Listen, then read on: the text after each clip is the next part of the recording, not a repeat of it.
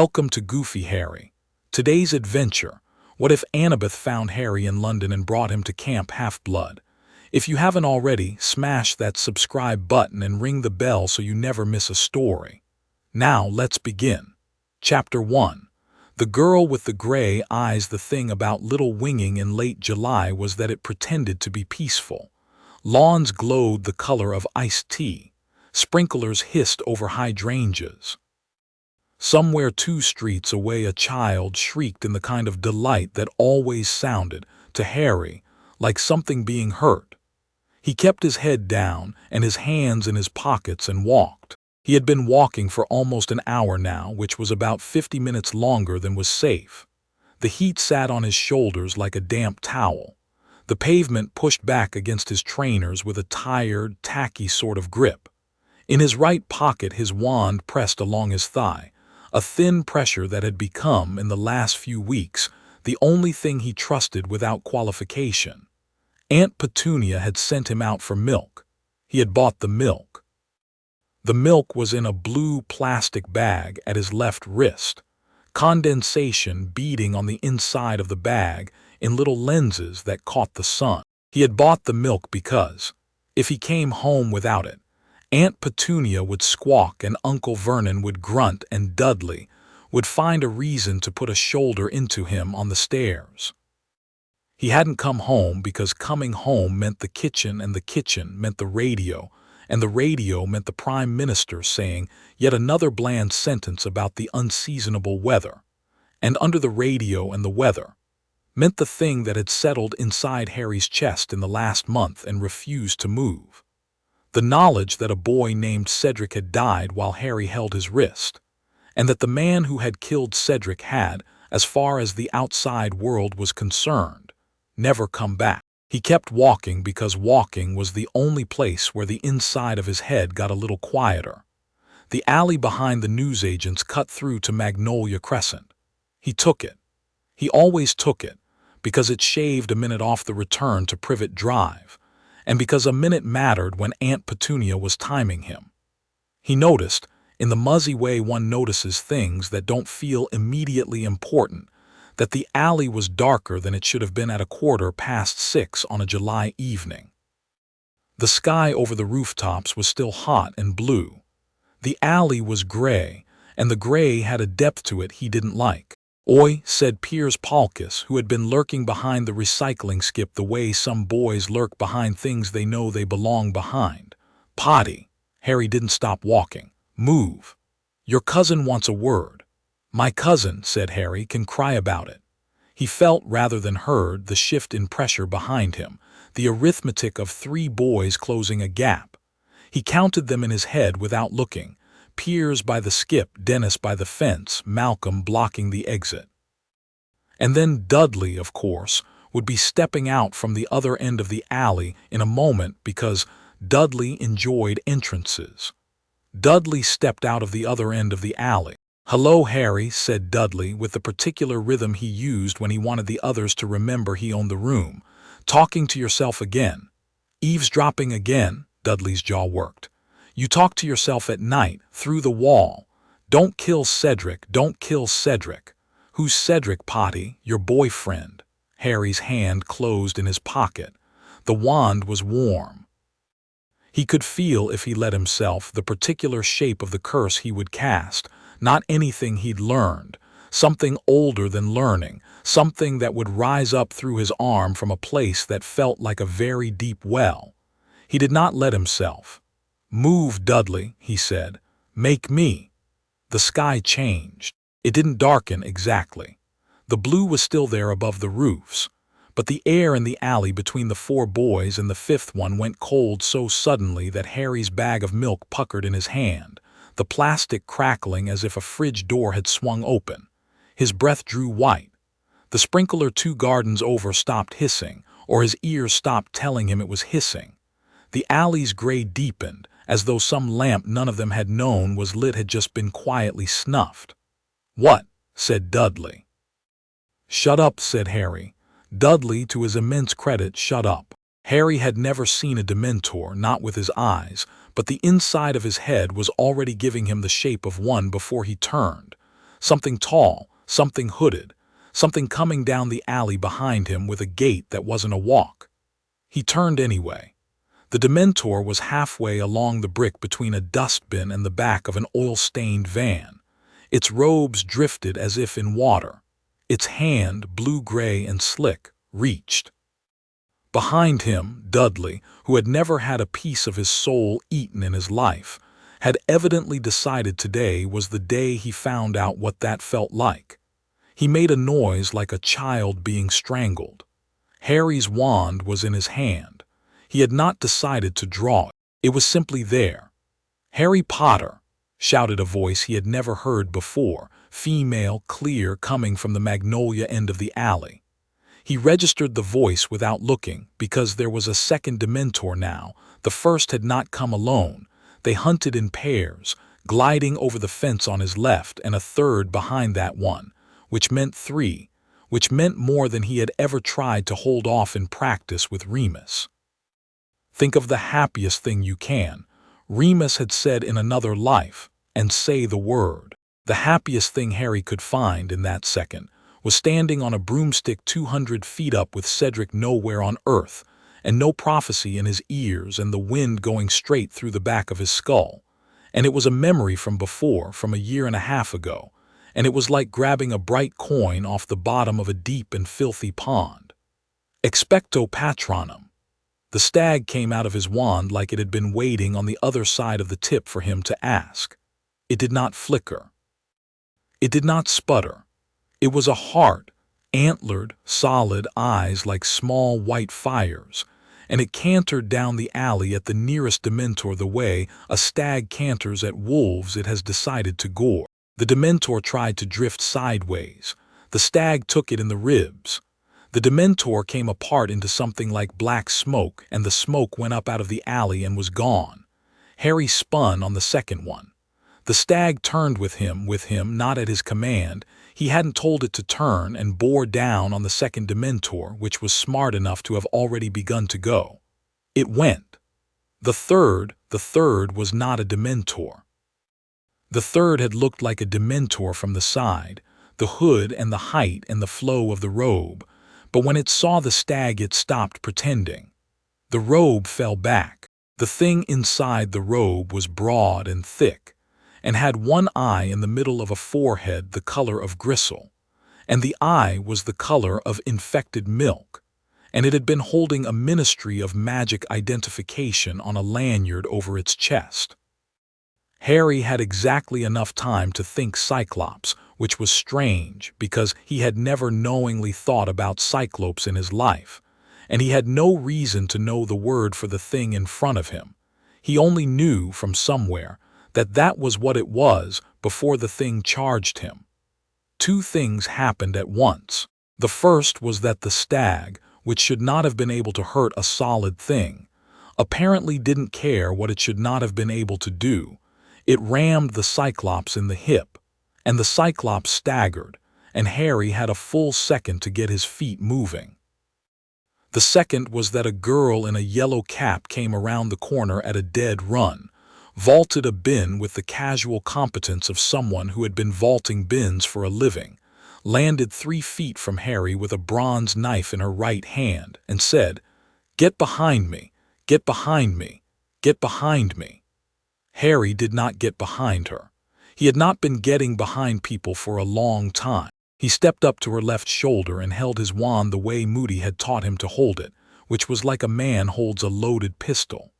The girl took 1/2 second to look at him sidelong, gray eyes, a spatter of freckles, a braid of blonde hair over one shoulder, a face that a lot of people would have called pretty and that Harry immediately registered as dangerous, thinks 3 moves ahead and said out of the side of her mouth, "Can you do that again?" The stag. Yes. Do it at his eye. Harry did it at its eye. Expecto Patronum. The second casting was faster than the first. The stag burst out of his wand, half-formed and finished forming on the air, and it went for the Cyclops' face as the Cyclops lunged. The Cyclops swung an arm the size of a shovel to bat the stag aside. The stag, being made of memory, went through the arm without noticing it. The stag put an antler into the eye.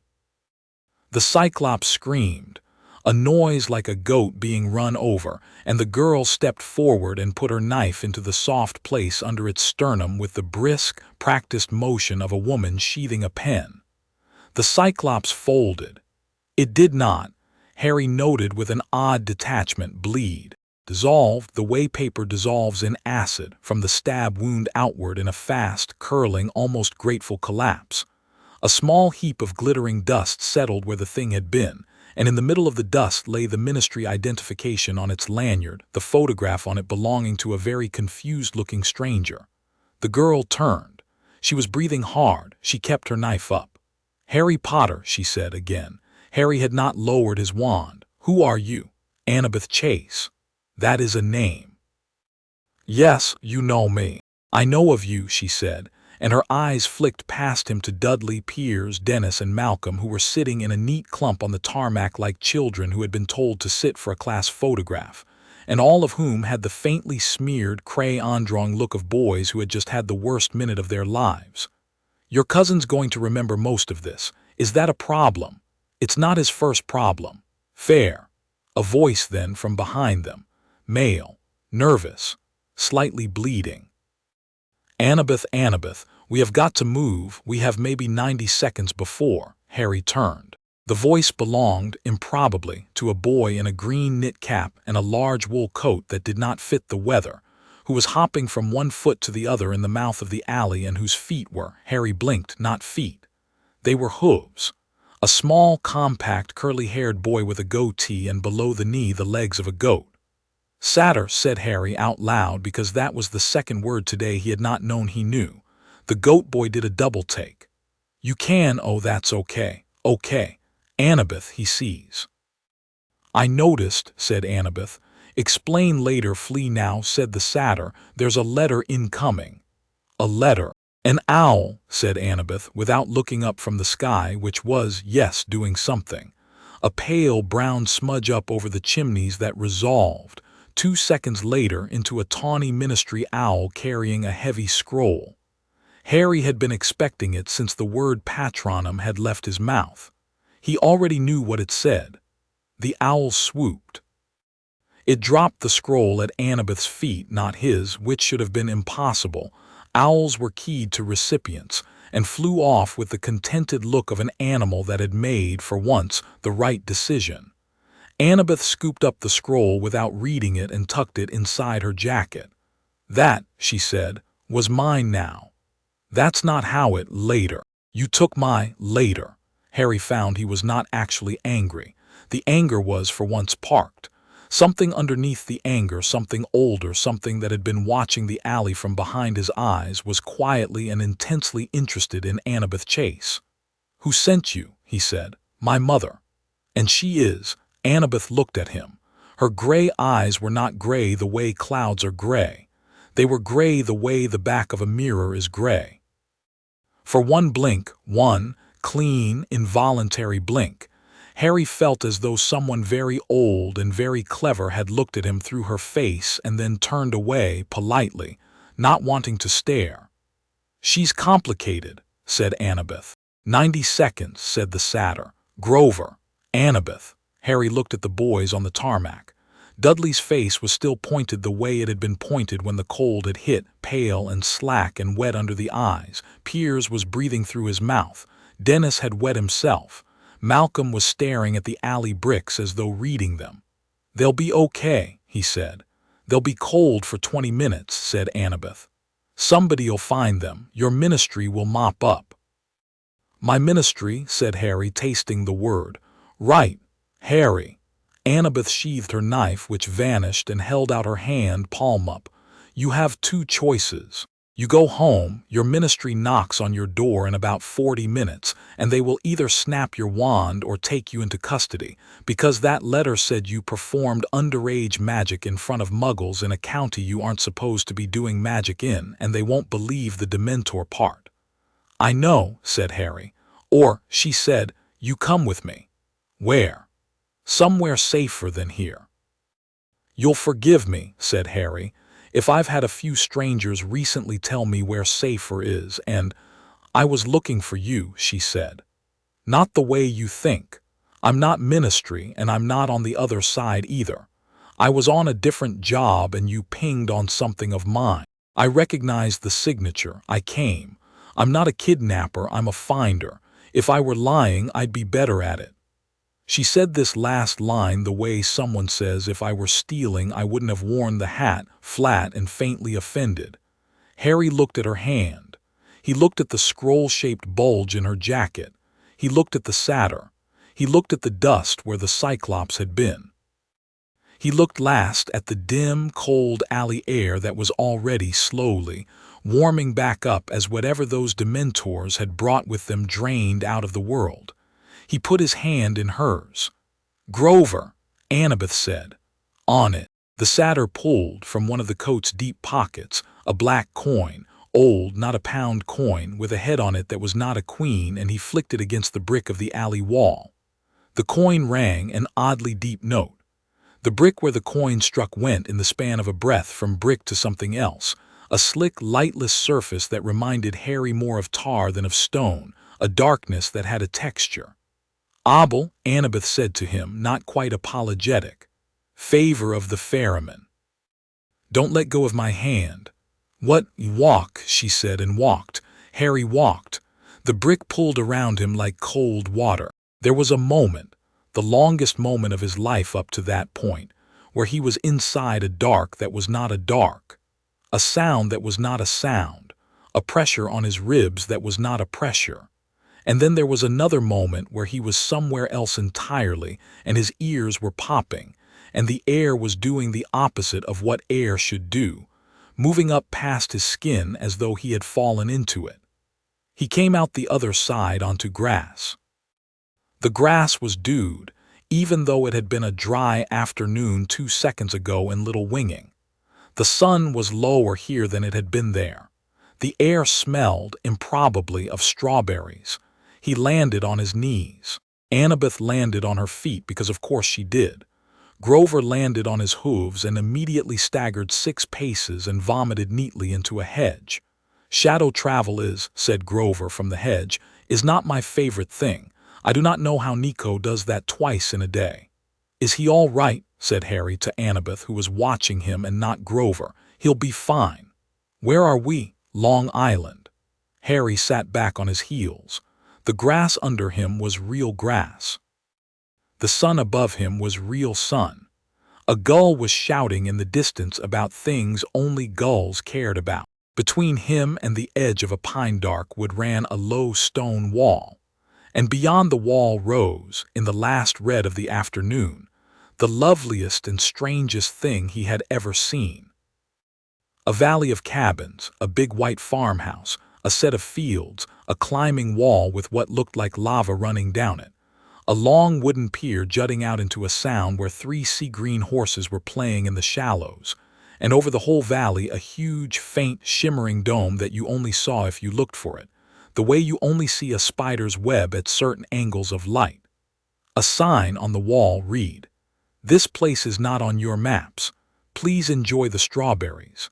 Harry said, "What?" "Welcome," said Annabeth, and Harry realized, with something that wasn't quite shock and wasn't quite relief, that she was smiling, a small, sharp, private smile that she turned half away from him as though she didn't want him to see it, to Camp Half-Blood. He opened his mouth to ask 8 questions at once. The adrenaline, which had been holding him up by the shoulders for a good 20 minutes now, stepped out from under him. He pitched forward into the grass and did not wake up for a long time. He woke up in a white room with wooden beams and the smell of honey. The beams had knots in them like closed eyes. The window was open. A sea breeze was coming in off some water that wasn't the Thames, because the Thames didn't smell like this. The Thames smelled like cold diesel. This water smelled green.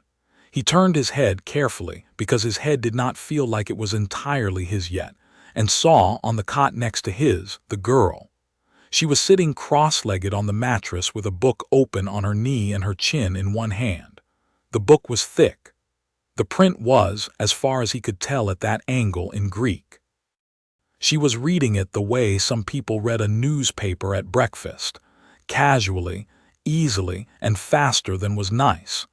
He watched her for a full minute before she noticed him looking. She marked her place with a thumb. "Harry, hello, how do you feel?"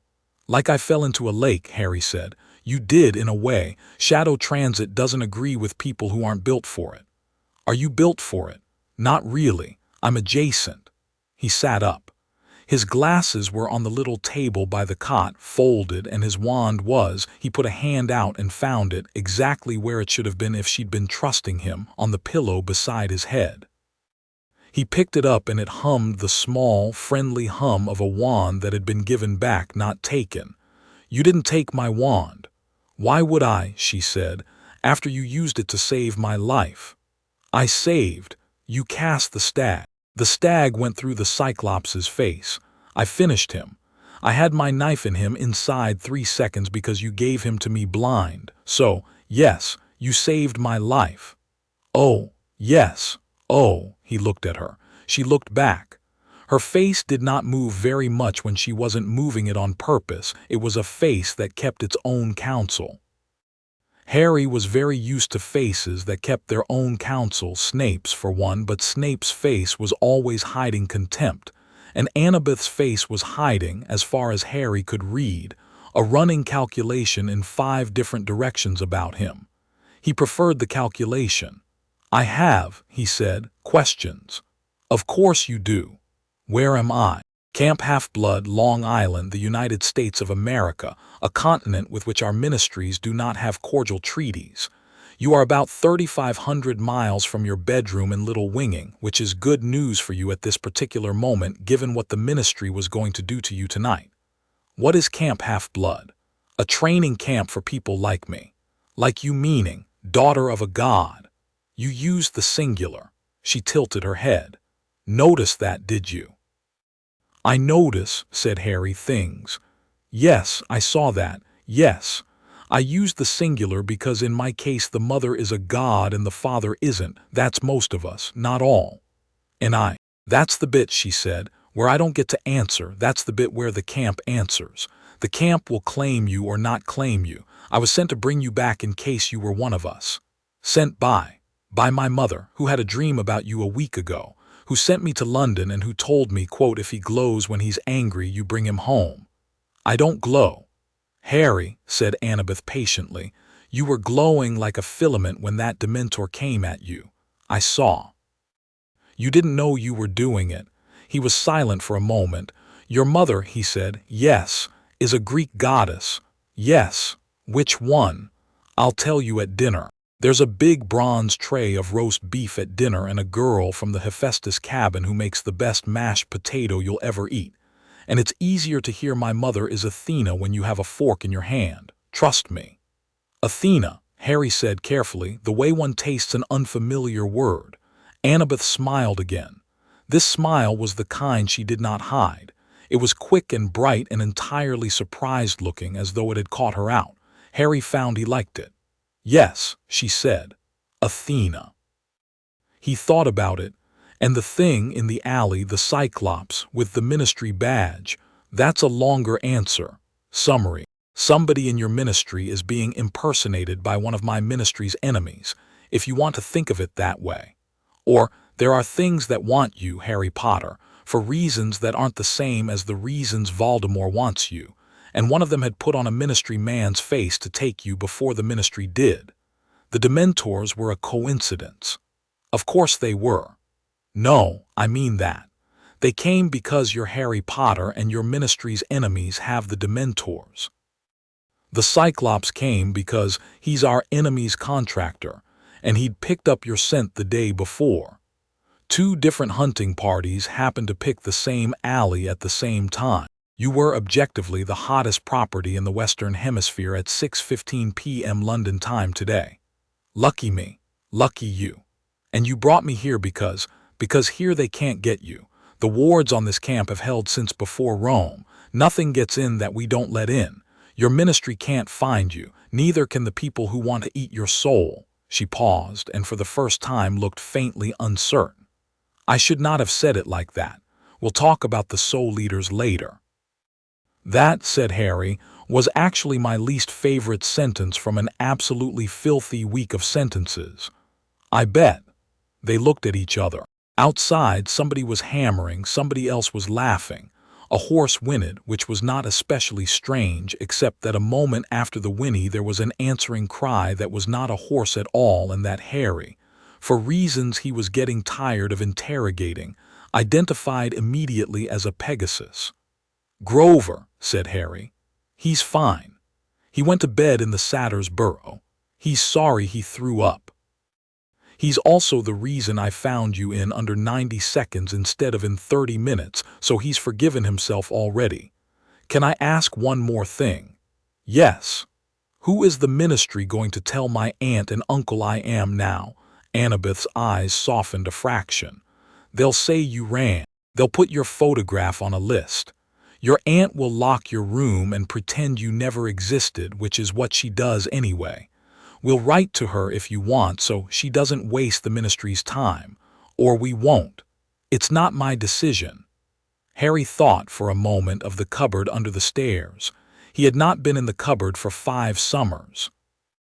His body remembered the cupboard anyway, the dark smell of it, the spider in the top left corner, the way the door let a thin bar of kitchen light under it at 4 in the morning when Aunt Petunia came down to start the coffee, which had been, for a very long time, his alarm clock. He said, "Don't write." "Okay." "She isn't wondering where I am." "Okay." "I want dinner." Annabeth stood up. She did it in one smooth fold, the way dancers stand. She closed her book.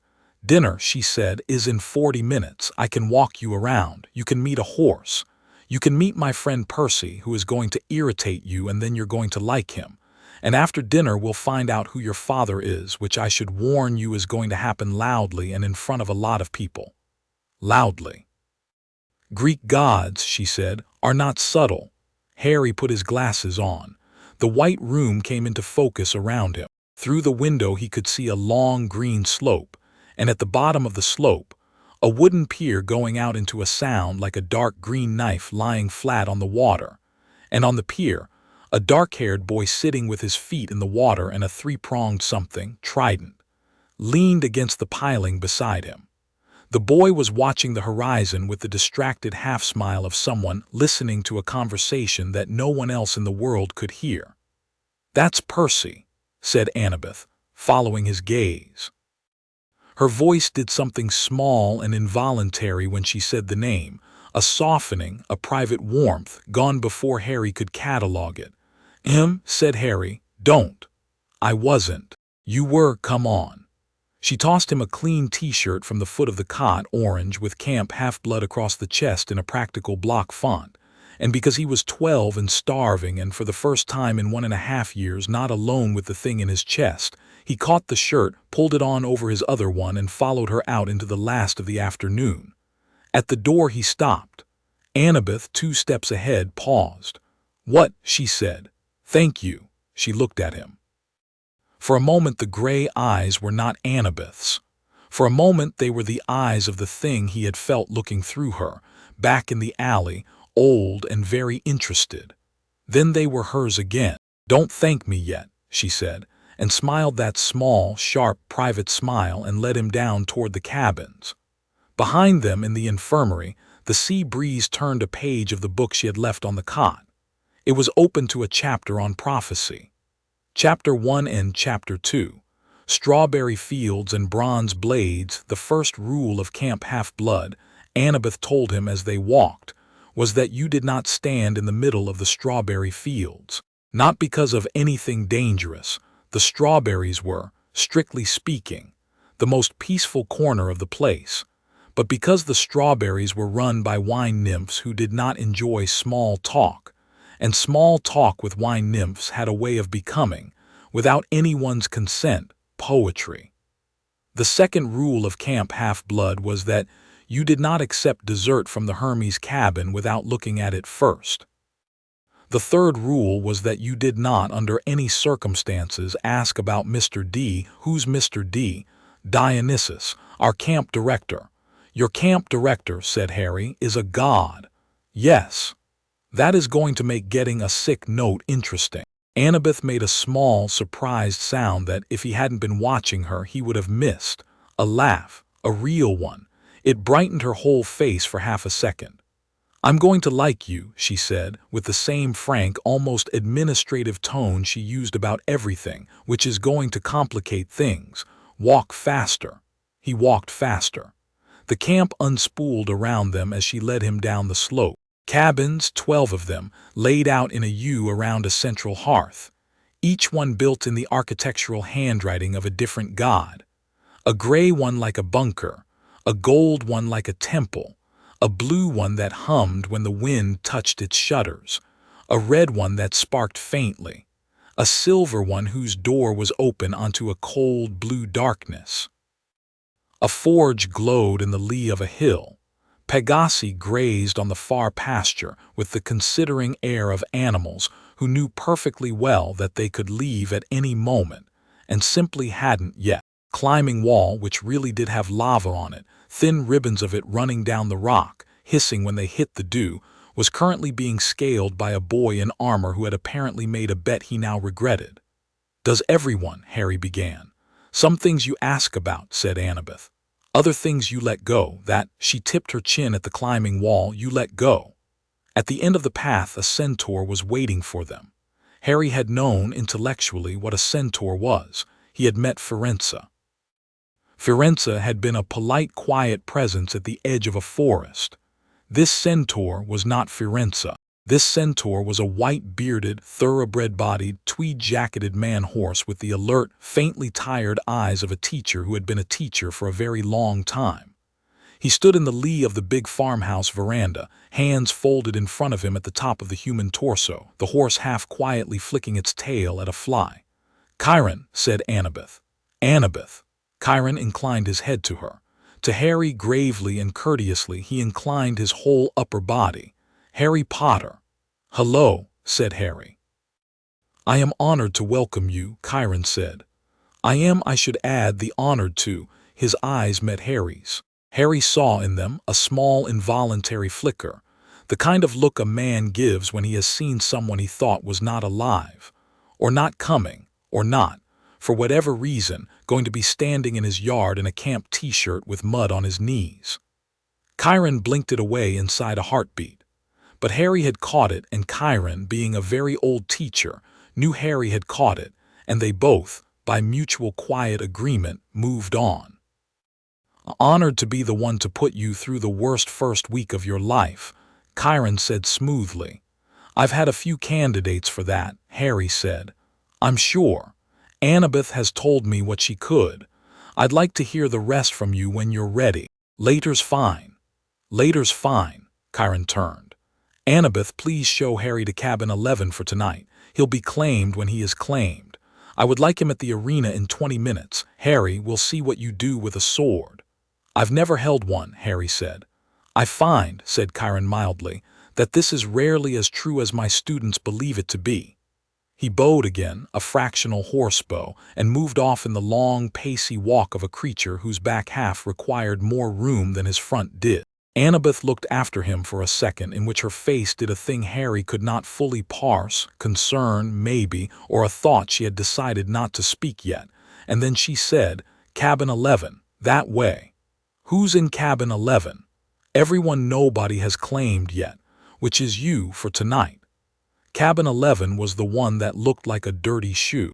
It was the largest of the cabins, which was a gentle way of saying that it had become larger over the years because nobody ever built anybody else a cabin until they absolutely had to. And so most children of unacknowledged gods ended up on the floor of cabin 11 with the Hermes kids, because the Hermes kids, the children of the god of travelers, thieves, and liars, didn't mind. Standing on the porch, watching them come, were 3 children who looked like they had been cut from the same paper. Identical twins and a curly-haired girl with a fox's sharp, pretty face. The twins were tall. The girl was tall. All 3 had the same brown eyes and the same caught-you smile. Annabeth drawled one of the twins. "Travis, Connor, Cecilia." "And who," said Travis, or possibly Connor, "is this very English-looking person?" "Harry," said Harry. "Hello, English accent. Yes. Are you a wizard? There was a small silence in which all four of them, the twins, the curly-haired girl, and Annabeth, waited to see what Harry would do with the question. Harry felt in that small silence four different currents of interest: mischief, evaluation, hunger for anecdote, and from Annabeth something quieter and more protective. He said, "Yes." "Oh, excellent," said Connor or Travis. "The last wizard we had, don't," said Annabeth, "was great." Travis, number. "He was great. He was a demigod son of Hecate, and it was 1973, and he set 4 cabins on fire accidentally, and he was great," said the curly-haired girl. "I'm Cecilia. I'm the head counselor on weeks. Travis and Connor have pranked the head counselor. That's this week. Hi, Harry, do you need a bunk? Please. We have a bottom one going under the window." She looked him over, not ungently. "You'll fit." Harry put his bag, one bag, his whole life in it, which Annabeth had apparently prepared for him that afternoon. He had not asked how, on the bottom bunk, and Travis or Connor clapped him on the shoulder in the full-body familiar way boys did when they had decided to treat you as a brother in advance on credit to see if you would be one. "Welcome to the bad cabin," he said. "Thanks. Wash your face before dinner. You've got Allie on you." "Right." The arena was a sandy ring fenced by low stone benches, with wooden weapons and bronze ones racked along the inner wall. Chiron in the center was discussing, with a tall boy with a scar on his cheek and a watchful way of standing, something about footwork. Harry saw the scarred boy before he heard him. The way he held himself, the weight distributed over the balls of his feet, the slight tilt of the left shoulder back, said swordsman in a voice Harry had learned to read out of Remus, out of Moody, out of Sirius. The boy turned as they approached. He had blonde hair, a kind face, and eyes that Harry did not immediately trust, though he could not have said why. "New blood," said the boy. "Harry, this is Luke," said Annabeth, "head counselor of Hermes, the best swordsman at camp." Her voice was warm, easy, familial. "Luke, this is Harry." "Harry," Luke smiled. His smile was excellent. "Ever held a sword?" "Never." "Good, no bad habits."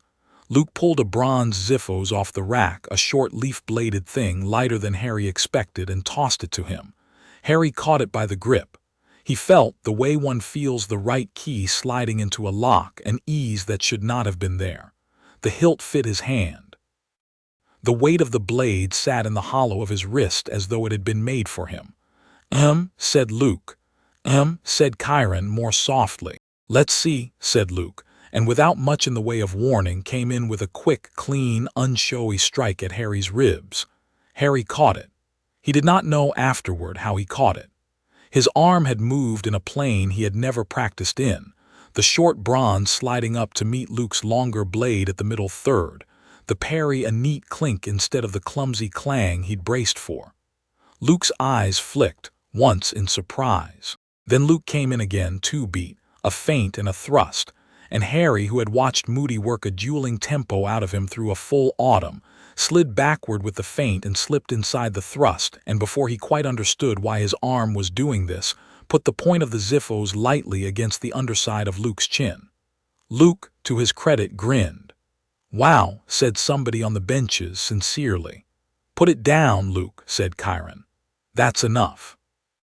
Luke put the Ziphos tip gently aside with 2 fingers, stepped back, swept his own blade up in a short salute, and shook his head with the affectionate respect of a man who had just been reminded of something he'd forgotten. "Who," he said, "taught you to move like that?" "No one. Nobody moves like that on no one."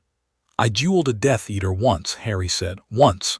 "It was a bad Tuesday," Luke laughed. It was a good laugh, warm, brief, open. Harry did not trust it.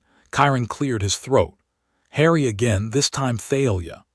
A girl Harry hadn't registered had appeared at the edge of the ring, short black hair, a silver circlet, a spear like an antenna that made the hair on his arm stand up when she raised it. She is going to try harder than Luke did. Thalia, as it turned out, did try harder. She came in with a spear thrust that would, if it had landed, have put him on his back. Harry took a step sideways that was half his and half something inside him, ducked the follow-through, and without thought dropped his free hand into his pocket, pulled his wand an inch out and flicked a very small, wordless protego around his left side just as Thalia's second strike, which he hadn't seen coming, hit the shield and skidded off. Thalia stopped. Everyone stopped. "You did a spell," she said, accusing and impressed at once. "Sorry. No, do more of those, that was useful." "Magic is generally frowned on in a sword fight," Chiron said gently, "but only in the arena. Outside the arena, do what you can do." His expression had gone thoughtful. He was looking at Harry the way a man looks at a horse he had not expected to see come in first in a race. "That is enough for today, I think. Harry, well done." "Thanks. We will have," Chiron added almost to himself, "a great deal to talk about." Annabeth caught Harry's eye over the rim of the ring. She did not smile, but her chin lifted the smallest possible amount, a private "there you go." He realized with a small internal shock that he had been for about 90 seconds entirely happy. Dinner was in a long pavilion open on all sides, with tables for each cabin. The Hermes table was crowded and loud and generous. Travis, or Connor, put a heaped plate in front of him without asking. Cecilia put a smaller one in front of Annabeth, who had no business being at their table and was at it anyway because Harry is new and you are not stealing him yet, Castellan. Luke, from his seat at the head of the Hermes table, smiled at Harry and raised a cup, the way a gracious host raises a cup. Harry raised his back because his mother had raised him well, or would have if she had been given a chance. Chiron at the head of the pavilion stood and called for sacrifices, which turned out to mean, before you ate, you scraped the best bit of your plate into the big central fire and said, silently, who it was for. Harry watched the Hermes kids go up the aisle to the fire, one by one, each scraping a piece of their plate into the coals. The fire took the offerings happily. The air above the fire smelled briefly and impossibly of whoever you had sent it to. Roses, machine oil, the sea. He stood up with them when it was his turn. He had no idea who to send his to. At the edge of the fire he hesitated, and in the small space of not knowing he thought simply, for whoever is responsible. Thanks for the day. He scraped a corner of beef into the coals. The smoke came up into his face. It smelled, for a breath, of honey and of something else, something like a clean white stone warming in the sun. He sat down. "Who was it for?" Cecilia whispered. "I didn't know who." That's actually the best answer. A boy at the Athena table 2 tables over was staring at Harry with open curiosity. Grover at the satyr's bench waved at him with a plate. A girl with lightning in her eyes, Thalia, gave him a short approving nod. At the sea-colored table, the dark-haired boy from the pier, Percy, was leaned back in his chair and drinking from a goblet that had been clear water 3 seconds ago and was now, unmistakably, blue Gatorade. Percy caught Harry's eye, raised the goblet in a sardonic salute, and said, across 3 tables, in a voice that carried without seeming to try, "So you're the wizard. So you're the water boy." A beat. Percy grinned. "I like him already." Annabeth elbowed Harry under the table. "Don't. He started it. He always starts it. Then I finish it. Eat your potatoes." After dinner there was Capture the Flag. Harry had not expected Capture the Flag. He had expected, by the end of his first evening in a demigod camp, to be shown to a bed and possibly given a leaflet about ancient Greek theology. Instead, he was being handed a celestial bronze xiphos, a leather breastplate 3 sizes too big, and a red bandana, and being told that Team Athena was up against Team Ares for flag rights, and that he, a 12-hour-old camper, was going to be part of it. "I'm going to get killed," he said. "Nobody dies," said Annabeth, buckling his left pauldron for him. "You might get rolled a bit, don't worry about it." "I'm worried about it." "That's healthy. Listen. Ares' team has their flag on the black rocks, north side of the woods. We have ours on the white rocks. We hold ours, we go for theirs. You're not on defense." "What am I on?" "You're on Harry. You do what you did today, only with a flag in your offhand at the end. That's not a plan. That is, she said, the entire plan. I'm putting you as a scout with Percy. You two do your thing, you cover each other, you don't die, you bring me the flag, and I love you both forever. Percy had appeared next to them in armor with riptide, a sword that had been, 3 seconds ago, a ballpoint pen balanced casually on one shoulder. He gave Harry a tight, sardonic smile. Partner. Partner. Try to keep up. Try not to flood us, Percy laughed. No promises. The woods were older than the camp, older than the cabins, older than the pine on the hill where the border ward stood. They had not been planted, they had been here before the camp was here, and the camp had been built in the clearing the woods allowed. Harry felt, as he stepped under the first branches, the particular attentive hush of a forest that was not empty, not hostile exactly, watching. He could feel, too, more clearly than he could feel anything else this evening, his wand in his right hand and his ziphos in his left. He had never fought with two things before. It turned out he had always been going to. Draco in the trees, 2 o'clock, Percy said in a tone that was too casual to be casual. Don't look, dragon scouts, small ones. Dragon scouts. SHHH, keep moving. They moved, Percy led. Harry followed. He kept his wand low and his sword loose, and he watched Percy's back because Percy moved with an economy Harry recognized, a predator's economy, and underneath it, a quiet alertness to the whole wood that Harry had only felt once in someone before, and that once had been in Moody. Percy was not Moody. Percy was somehow more dangerous than Moody, because he was 12 and did not know yet that he was dangerous. They came out of the pine stand at the rim of the Ares encampment. The flag was visible through a gap in the rocks, red on a pole, guarded by 4 sons and daughters of Ares with the heavy shoulders and ready grins of people who enjoyed being hit. 4 of them, 2 of us, Percy murmured. Give me a second, Harry murmured back. He closed his eyes. He had been earlier that summer teaching himself not well the disillusionment charm on the theory that it would help him sneak out at night to a Little Whinging playground where the not sneaking out lifestyle was currently killing him. He had gotten it, sort of, to work on himself. He had gotten it, very much not, to work on anybody else. He tapped his wand on top of his own head.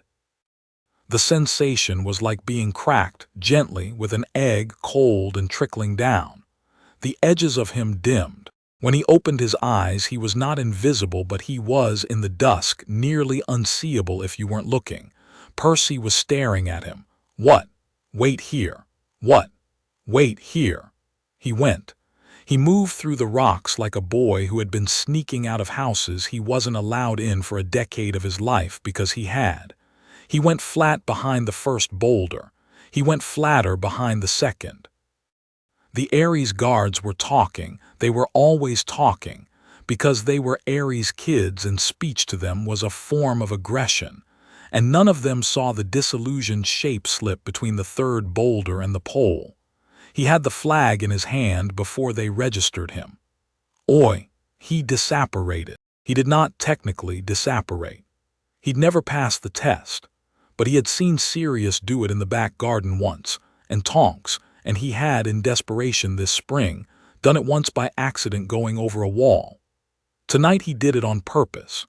He thought Percy hard, and his body went pop and the air compressed, and when he landed he was on his knees next to Percy in the pine stand with the red Ares flag clutched to his chest, and a faint smell of something burning on his sleeve. Percy was looking at him as though Harry had just grown a second head. That, said Percy, was not a thing you can do, evidently. Run. They ran. They were chased.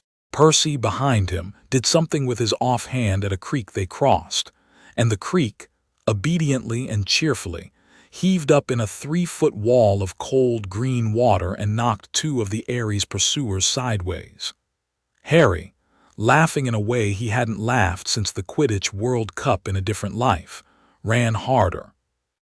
They hit the white rocks of their own side with the red flag at the exact second Annabeth hit the black rocks with the blue one, and a horn blew and someone shouted, and the woods exploded in a noise that was half cheer, half groan, and entirely alive. Annabeth found him at the fire afterward, still laughing. "You apparated," she said. "I did. You are not supposed to be able to do that. I did it anyway. You disillusioned yourself. Yes, you brought back their flag. Yes, Percy is never going to stop telling this story. Number I," she said, sitting down next to him on the log by the fire, "am going to have to tell my mother about this tonight. Is that good or bad?" "Both." She looked at him. The firelight was in her eyes and the gray was warmed out of them a little, and she looked, for the moment, not like a lieutenant of a goddess but like a 15-year-old girl who had had a very satisfying evening. "You're not what they thought you were, Harry Potter." "What did they think I was?" "A boy." "Am I not?" "You're a boy," she said. "You're also other things. We'll work out which. Drink your hot chocolate." He drank his hot chocolate.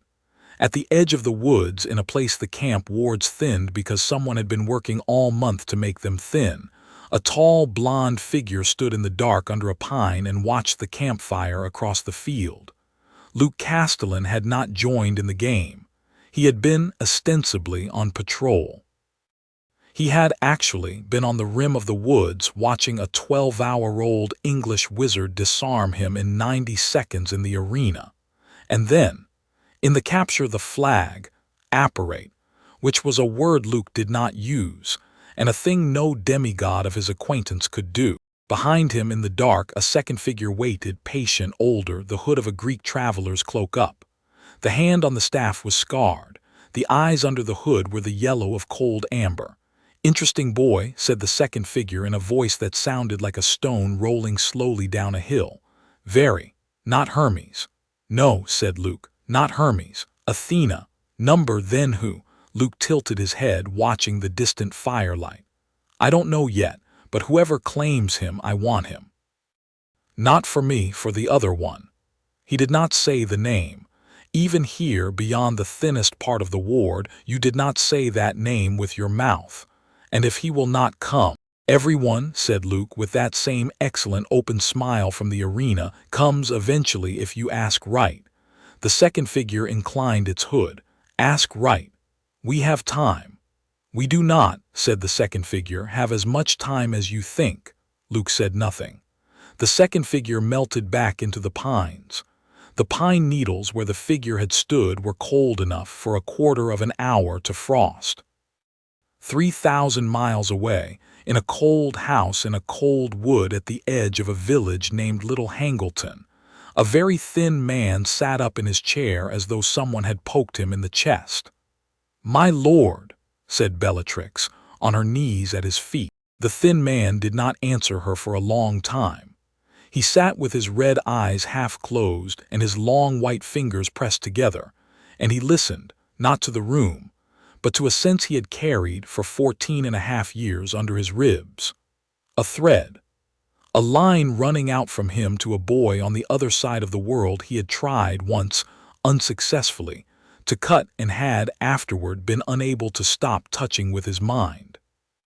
He had mostly ignored the thread, because the thread had been reliably attached to a child in Surrey whom he was planning, when everything else was in place, to kill in person. The thread had been a thing he had always known was there. The thread for the last 6 hours had been somewhere else. It was still attached to the boy. The boy was alive. The boy was not in Surrey. The boy was Voldemort's mouth thin. The boy was on water. "Bella." "My lord, Potter has left England." "My lord, I do not know how, I do not know where to, I can feel him faintly and I do not like what I feel around him. Something interferes." His eyes opened. Bellatrix, who loved him, flinched. "You will go to London. You will find Lucius. You will find out whether the ministry knows. If they do not, you will encourage them to find out. I want to know by the end of the week where the boy is." "Yes, my lord." "Go." She went. Voldemort sat in the cold dark and turned the invisible thread over between invisible fingers. Something around the boy was, for the first time in Voldemort's long malicious life, opaque to him. He did not like the word opaque. It was not a word he had occasion to use normally for anything. He used it now. He used it twice in his head to taste it. Then he reached for the thread again, and this time he pulled gently, experimentally, the way a fisherman tests a line, and somewhere on the other side of the ocean, in a place he could not see, a 15-year-old boy at a campfire with a cup of hot chocolate in his hands shivered very slightly and said to the girl next to him, "Did it just get colder?" "No," said Annabeth. She looked at him. She had seen the shiver. "Harry." "Yes." "After breakfast," she said, and her voice had gone level and professional in a way that meant she had already started planning. "You and I are going to the Oracle." Chapter 2, End Chapter 3. The claiming Harry did not sleep well.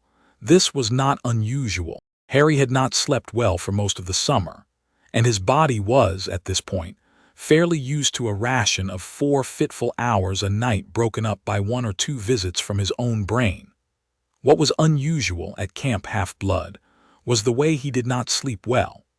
At Privet Drive he lay in bed and listened for Uncle Vernon's snore, and for the particular creak the stair under his door made when someone who was not the ghost of Uncle Vernon's snore was on it. At Camp Half-Blood he lay in a bottom bunk by a window that was open to a salt-sweet breeze, and he listened to the thin high whinny of Pegasi out on the pasture, and he listened to the cabin's collective breathing. 19 children in a room designed for 12, most of whom slept the uncomplicated sleep of people whose problems were not yet invited into their dreams. And he listened, under all of those sounds, for the faint, persistent pulse of the camp's wards. He could feel them if he let himself.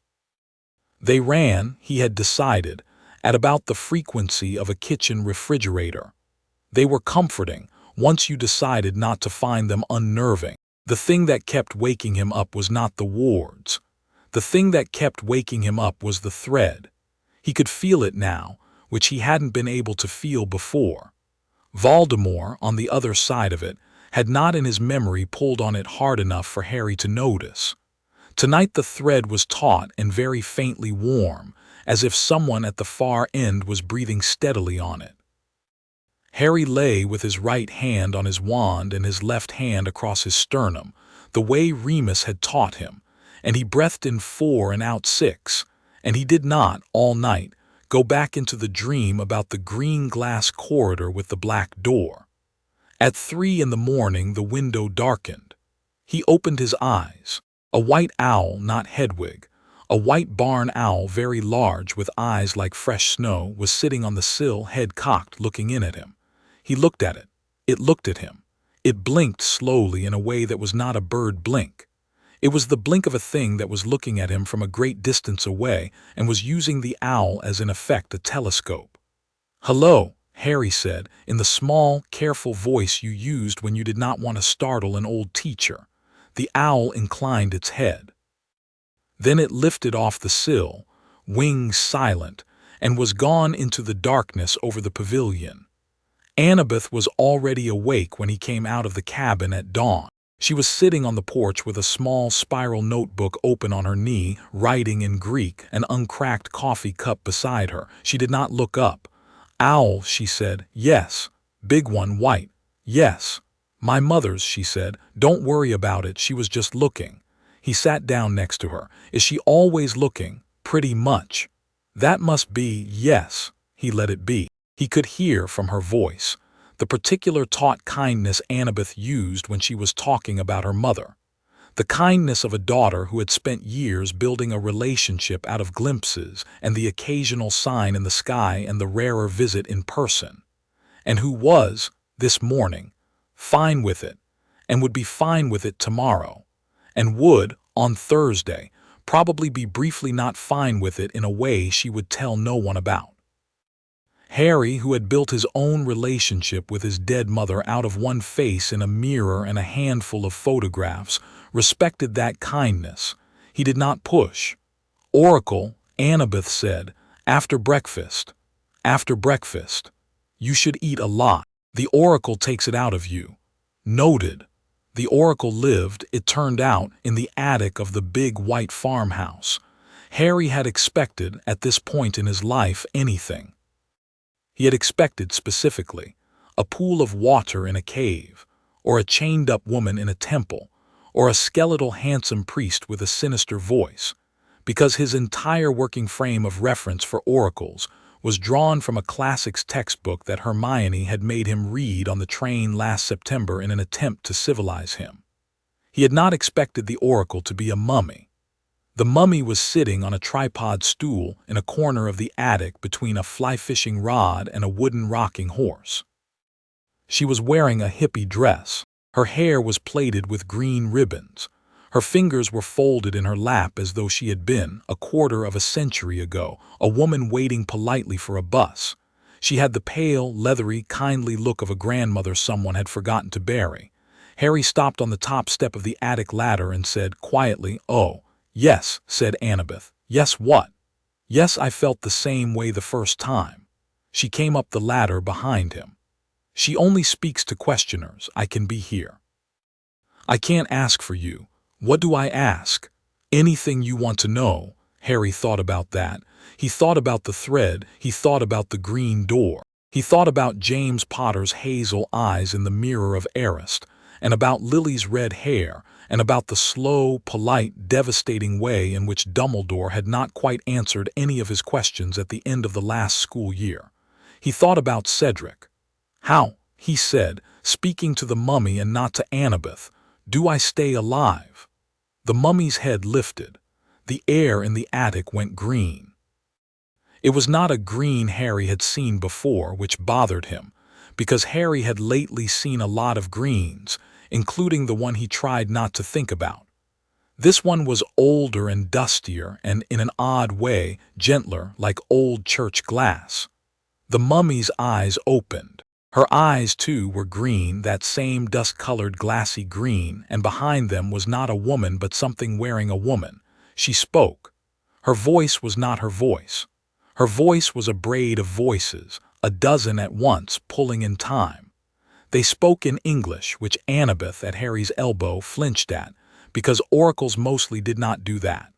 Two prophecies orbit the same wick, spoken in tongues no single world can read. "The serpent's son and the lightning's heir shall stand as one, or neither stand at all. Under the sun's lamp and the moon's mirror you will cross a crossroads and choose a side. Keep the thread that burns and the blade that sings, and at the ruined mill on the hungry tide decline the feast and finish it in one." Her eyes closed. The green went out of the attic. The mummy slumped exactly as she had been before, grandmotherly, unburied. Harry let out the breath he had not known he was holding. It came out as a thin white cloud. The attic had gone cold. Annabeth, behind him, said very quietly, "Harry, I know. Do you?" "The last two lines," he said, "were clear." "Yes." The first was what?" "The first was a marriage," Annabeth said, which was a word he had not expected. "Two prophecies joined. Ours and yours, that is," she exhaled. "That is very bad news for several people, and I think very good news for you, but we will have to tell Chiron." "Is the mummy going to be all right?" "She's always been like this. She was a girl in the 1930s. The spirit of Delphi is riding her. One day the spirit will find a new host and the old host will rest." "Oh, yes, come on. Out." Chiron was at the long table in the downstairs parlor with Mr. D across from him. Mr. D was drinking a Diet Coke. He was an unimpressive man with a paunch and a Hawaiian shirt, and the eyes of something that could, if it chose to, liquefy a human being into a puddle of wine. Harry filed him. "Sit, Harry. Annabeth, tell me what she said." Annabeth told him. She was precise. She repeated the first stanza twice. Chiron went in the course of the second repetition the precise color of sour milk. "Huh," said Mr. D. He did not sound especially invested. "Not my problem, is it? Dionysus, a word. Number, a word. Fine, fine, boy." Mr. D turned to Harry and looked at him as if measuring the distance to the wall behind him. "Who did you irritate in the Pantheon?" "Which Pantheon, sir?" "Your Pantheon." "Your wizard's Pantheon, your whatever Pantheon. Have you in any life on record offended anyone important?" Harry considered. "A lot of people," he said, but no one important. Very funny, keep him alive, Chiron. He looks fragile, I am going to find a grape to eat.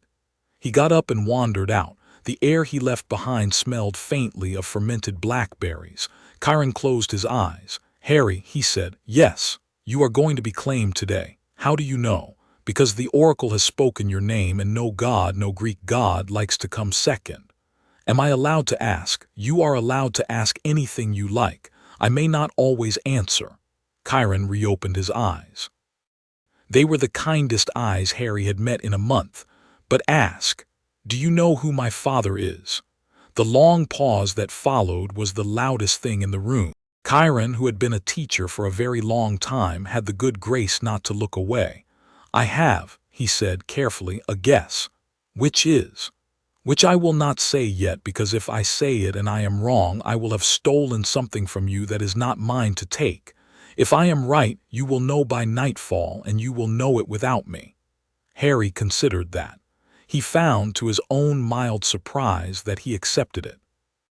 It was the first honest answer about his parentage he had ever been given, and Chiron had delivered it without the small, paternal, elbow-on-the-mantelpiece performance he had come to expect from Dumbledore. He nodded. Thank you. Thank you for accepting it. Annabeth, take him to archery. I need to write 3 letters in 10 minutes. Archery was taught by a boy Harry's age with sand-colored hair, sun-freckled skin, and the unself-conscious posture of someone who had been outside every day since he was born. He introduced himself mildly as Will, Apollo Cabin, here to fix you. Fix me. You're holding the bow like it owes you money. Relax the thumb. Harry relaxed the thumb. He had never held a bow. He had, in the space of the next 20 minutes, grouped 9 of 10 arrows inside the small red inner ring at 30 paces, which he had not expected, and which Will observed with the narrow-eyed interest of a boy realizing that the stranger in his class was already better than him. Okay, said Will mildly. That's not usually how this goes. Sorry. Don't apologize. Do it again further back. Harry did it again further back. A small crowd gathered. Harry did not notice the crowd gathering, because the bow had quieted the inside of his head in a way that nothing else in the last 2 days had, and he was reluctant to let that go by paying attention to an audience. The last arrow thunked home in the small black dot in the middle of the red inner ring. The crowd, 6 or 7 campers, let out a noise like a delighted, alarmed sigh. Harry lowered the bow. He turned. He found he had an audience. Annabeth was at the front of the audience, arms folded. Her face was perfectly still except for the very slight widening of the gray eyes. Harry, she said, I don't know. Harry, I know. You have never held a bow. You keep asking me that about things. I keep getting the same answer. Will cleared his throat. So, Harry, welcome to Apollo Cabin, probably. Probably. I mean, we don't usually, the claim comes at the fire, not the range. But you, that was us in your hands. Harry looked at his hands. They were his hands. They had always been his hands. They had never picked up a bow before. They had done just now with a bow a thing that should not have been possible. He looked up. He looked at Annabeth. Her face was doing the same thing it had done at the arena yesterday when he had parried Luke. She said very softly, Apollo. He said, what? Apollo. And then she laughed, an honest, delighted, astonished laugh. Not the brisk administrative one and not the warm private one. A third laugh he hadn't heard from her yet, and she said, Of course, Apollo. Harry, of course. He did not know then why she was laughing. He would. Chiron found them at the lake an hour later. Harry had been put on a Pegasus, a chestnut mare named Porkpie, who had rolled one eye at him with skeptical affection, and then, once he had touched her shoulder, subsided, and had been walked up and down the edge of the water until he had found in his bones the particular stillness that you needed not to fall off. Percy had been in the water. Percy had been, more precisely, in the water in the way a whale is in the water, invisible at the surface, entirely and comfortably at home beneath it. He had surfaced at the jetty once to throw Harry a grin and had gone under again. Chiron came up the path on his soft horse walk. He said, "Harry, we need to talk." "All right, privately. Annabeth. Annabeth stays. She has earned it. Come." They walked, the three of them, up the hill toward the big pine at the top, the tree that stood sentinel at the rim of the valley and that from below Harry had always taken for just a tree. Up close the tree was enormous. Its bark was, in places, silvered. Its roots had pushed up stones and set them along its base like a small, rough crown. There was a bronze shield nailed to the bark, old and slightly dented, and above the shield the word Thalia was carved in a clean, deep Greek Theta Alpha Lambda Iota Alpha. "This tree," Chiron said, "was Thalia Grace, the girl with the spear yesterday. Her father is Zeus. She was the first demigod in living memory whose soul was turned at the moment of her death into a tree to save the camp. She is no longer a tree. She was restored last summer by a gift. The tree has remained. The tree is our ward point.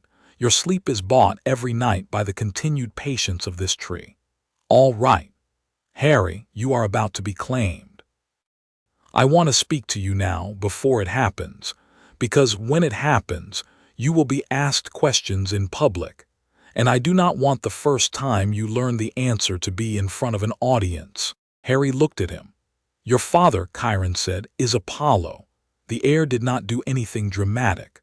The sun was already out. The sun did not get brighter. No music swelled. A gull far off screamed about nothing. Inside Harry's chest, however, a small tight thing that had been tight for as long as he could remember opened, clicked, and stood down. He said carefully, "And James Potter." "James Potter," said Chiron, "loved your mother. James Potter raised you for the first year of your life. He died for you. He was, in every way except the merely biological, your father." Lily Evans had one summer, the year before she married, in which she met a stranger with a gold chariot and the kindest voice she had ever heard, and she had a son out of that summer, and she and James Potter chose together that James would be that son's father in name and in home and in love. And he is. Do not let anyone tell you otherwise, not even Apollo, especially not Apollo. Harry was silent for a long time. He said, "Does my aunt know?" "Your aunt," Chiron said, "has always known. She has never, I think, been able to forgive your mother for choosing a god the one summer, and for choosing a man with a wand the next. It is not your aunt's fault that she is the way she is. It is, however, not your job to absolve her. Does Dumbledore know?" "Dumbledore," said Chiron, "is a man I respect and do not always like. Yes, Dumbledore knows. He has worked very hard for 14 years to keep anyone else from knowing." Harry nodded. The nod was a small thing. Inside himself, the not nodding was large. Annabeth, beside him, was watching him without quite looking at him. Her hand, he noticed, was hovering just above the back of his elbow, not touching it, but near enough to touch it if he flinched or if he went the other way and leaned in. "All right," he said. "All right. All right, Apollo, sun god, prophecy, medicine, archery, poetry, music, light. A full portfolio. It's a lot. It is. I don't feel godly. No one," said Chiron, "who is any use ever does. The useful ones feel like a boy in a camp t-shirt on a hill."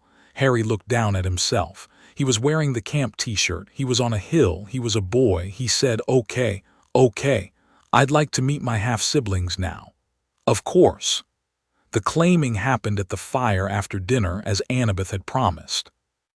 She'd told him it would be loud and public and he should not be embarrassed. She'd told him several times in 3 different ways to take it easy and not to try to deflect it, because the gods did not enjoy being deflected. He had nodded. He was, by then, hot chocolate calm. He stood at the end of the Apollo table, which Chiron had, without a word, walked him to. The Apollo kids had already shuffled to make room. Will was at the head. He had an easy, excited grin, he had evidently been told. Chiron raised his hand. The noise of the pavilion fell. "Harry Potter," Chiron said. Harry stepped forward. A golden light, clean, warm, the color of a violin string when you bowed it right, formed over his head.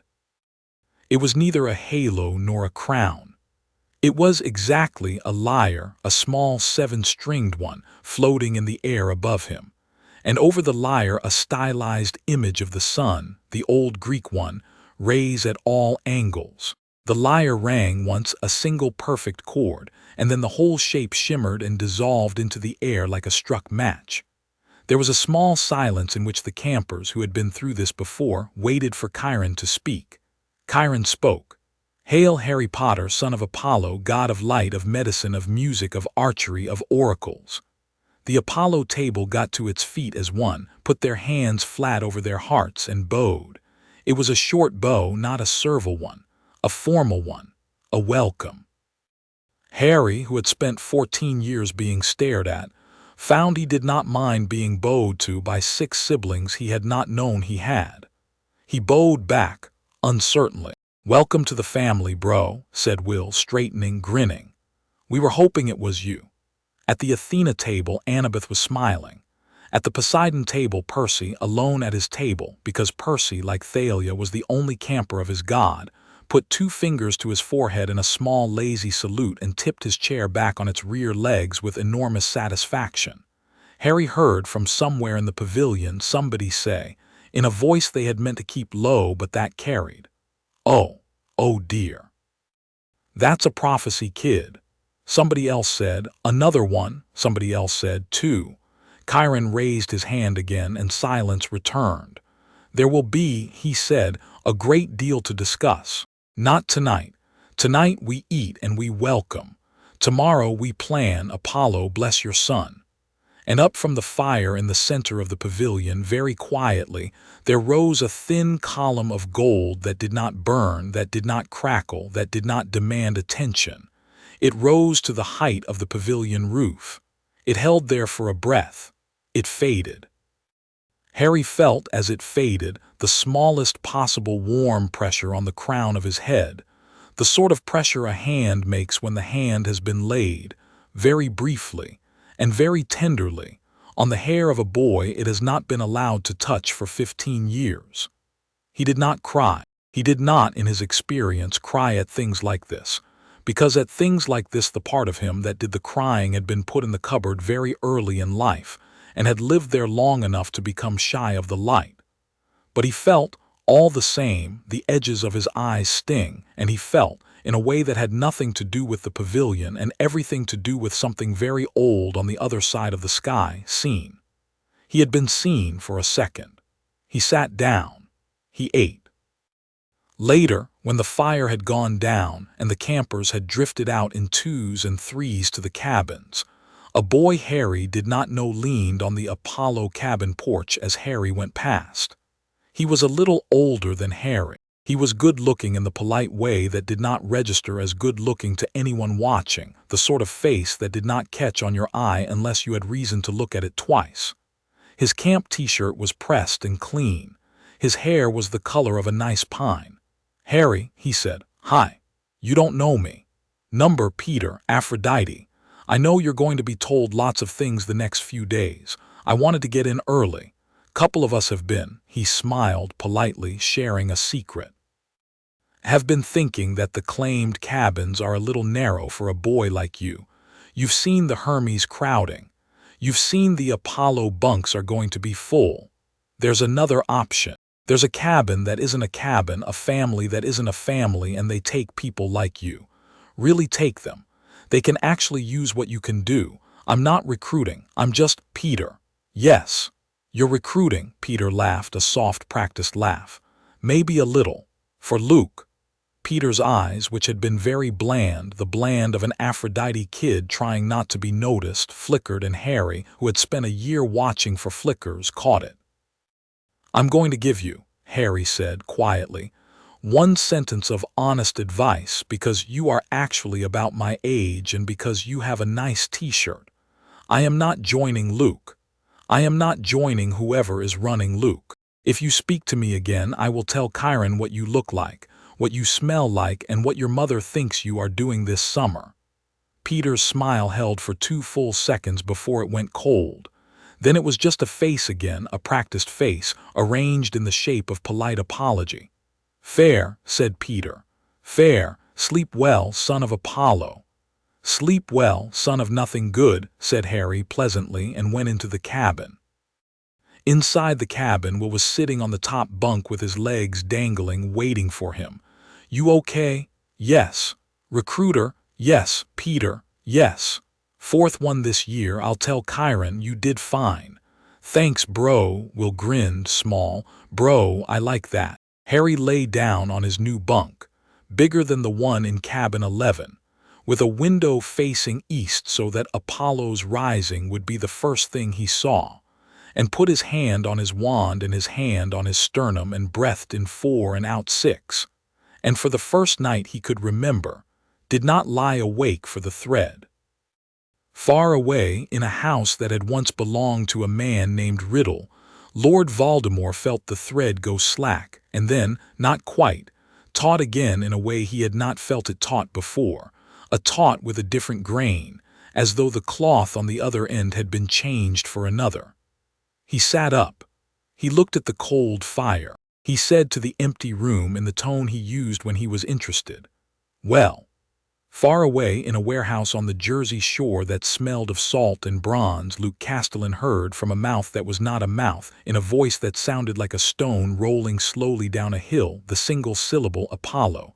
Luke closed his eyes. He smiled the excellent smile. "Apollo," he said, trying it out. "Apollo, well, that is better than we hoped, actually. That is medicine, that is prophecy, that is yes, yes. Better than we hoped." He opened his eyes. "Send the Manticore," he said. "I want to know what he does when he's cornered."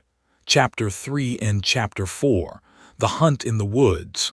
Kayla was the one who picked up on the Manticore before anyone else did, which was, when Harry thought about it later, the kind of thing that should not have surprised him.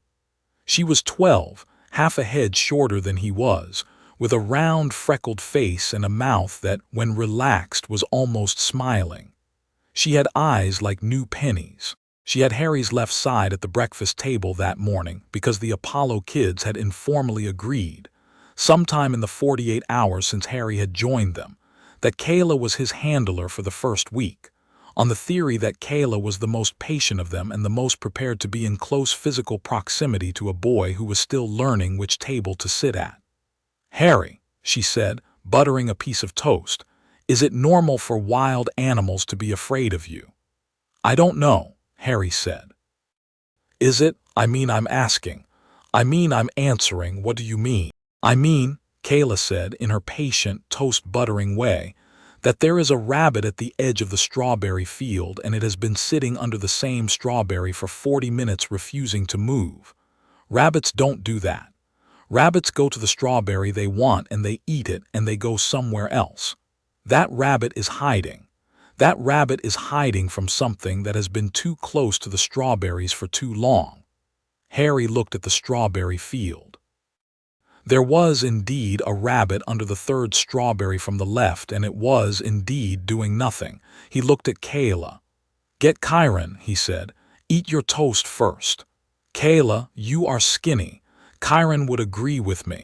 Eat it." He ate the toast in 3 bites. He went to get Chiron. Chiron, when told, sighed as though he had been expecting this for about 2 days, said, "Annabeth, Percy, Harry, Kayla, Grover, the woods. Now go quietly, stay in line of sight. If it is what I think it is, you run back to the pine and you do not engage." He paused. "Harry, if you see a yellow tail with barbs coming at you, I would like you to think as fast as you have ever thought." "Yes, sir." And Harry, "Yes. Try not to die. Your father would say something cutting about it for years." The woods were different in the afternoon. Harry had been in them 2 nights ago for Capture the Flag, and in the dusk they had felt watching but not hostile. Today, at 3 in the afternoon, with a strong August sun pushing horizontal shafts through the trunks, the woods felt full. There were things living in them that did not live in the woods he was used to. A pile of rocks stirred when they passed it, and turned out to be 2 wolf-sized silver-gray dogs with eyes like mirrors that took one look at Grover and lay back down, bored. A stream cut across their path that was, very faintly, humming. A tree on his left moved when Harry looked at it, the particular inch an owl moves when it is about to take off, and the tree was not an owl, but Harry noted the inch anyway. Annabeth was on point, Yankee's cap not yet drawn down, knife out. Percy was in the middle with Riptide uncapped. Kayla was behind Percy with a bow and 6 arrows, her face in the serious, focused mask she put on when she was doing a thing well. Grover was on drag at the rear, nose up, whiskers twitching. Harry was between Percy and Kayla, wand in the right hand, Ziphos in the left, and he was, for the first time in his life, not the least experienced person in the group. He liked it. He also did not. "Scent," Grover said from the rear. "Where?" said Annabeth. "Up and left, Oak Grove, dry, it's been here since yesterday. Fresh wind today, number, which is why I can still smell it." "What's it smell like?" "Cat and blood and old tin." "Manticore," said Annabeth quietly, and Kayla's shoulders went up a full inch. "Big one?" Percy murmured. "Big enough. It came here on foot through the wards at the weak spot above the creek, which means someone rolled it through." "Yes." The wood thinned. The oak grove opened. The oak grove in the middle contained a small clearing with a gnarled stump in the center of it, and on top of the stump, watching them come in with the watchful stillness of a thing that had been waiting not for hours but for days, sat the manticore. Harry had never seen one in a book. Hermione had described them to him once. She had made them sound vaguely like a composite exam question. She had, in her fairness, not been doing them justice. The manticore's body was a lion's, heavy and red-furred and groomed, ribs showing in the way ribs show on a predator that had not eaten for 3 days on purpose. Its tail was a scorpion's, heavy, segmented yellow as old tobacco, the stinger barbed like a small sword. Its head was a man's. The face was handsome in a symmetrical, alarming way, with a neat black beard. The mouth, when it opened to grin at them, had 3 rows of teeth. "Oh," said Grover in the very small voice satyrs used before they ran. "Don't run," said Annabeth, steady. "Fan out." Harry left, Percy right, Kayla up. She pointed at an oak. Kayla climbed it fast, quiet. "Annabeth chase," said the manticore in a friendly conversational voice, with the British public school accent of someone who had read a lot of books in a language not originally his. "And Perseus Jackson. And new face, Harry, is it?" Harry did not answer. "Luke sends his regards. He would like you to come with me if you would be so good. He has a very comfortable car waiting at the weak spot. There is no need on such a nice afternoon for things to be unpleasant. You are, I am sure, a polite young man." "I am actually," said Harry, "a rude young man." The manticore tusked. "A pity." He flicked his tail. Harry had been waiting for the tail to move. He had, for the entire opening monologue, had his wand tip on his left palm, tracing, very small, the protego that Remus had taught him to cast without speaking, the one that was weaker than a verbal one, but that had the considerable virtue of not telling your opponent what you were doing. When the tail flicked, a dozen yellow needle barbs came out of it in a spray, and Harry pushed his palm out, and the shield cracked into being just in front of all 5 of them, and the barbs hit the shield with the thin halon tin sound Harry had come to associate with Remus's garden in June. "Bronze!" Percy shouted and lunged. Harry had in the meantime taken 2 steps to his left, where Annabeth had told him to go. The manticore was not tracking all 5 of them at once. It was tracking Percy first, because Percy had a sword, and Kayla second, because Kayla had height and arrows, and Grover third, because Grover smelled of goat and of magic and was the easiest to eat. It was not, for a half-second, tracking Harry, who had a shield up that was making it assume he was a defensive piece. Harry was not a defensive piece. He flicked the wand forward. He said, inside his head, because he had learned last year that words out loud got used against you, stupefy. A red bolt the size of a rugby ball hit the manticore in the small of the back, where the lion joined the scorpion. The manticore grunted, staggered, and turned, surprised, and the surprise, Harry realized with a small, cool satisfaction, was not the pain. The surprise was the color. The manticore had been expecting, at best, a pushing charm. It had not been expecting red magic at a bronze sword camp. It had not been briefed. Somebody had, Harry realized with the same cool satisfaction, failed to brief Luke's contractor about what the wizard actually did. Percy took the opening. Riptide took a 3-inch divot out of the manticore's shoulder. The manticore shrieked, a real scream, the public school accent gone, and its tail came across in a wide arc at Percy's chest. "Harry," Percy started. "Protego horribilis." Harry snapped, this time aloud, because the advanced one was louder and he wanted the manticore to hear the syllables to make the syllables mean what they meant to a magical creature. A blue shield, sheet-sized, slammed up between Percy and the tail. The tail hit it and stuck.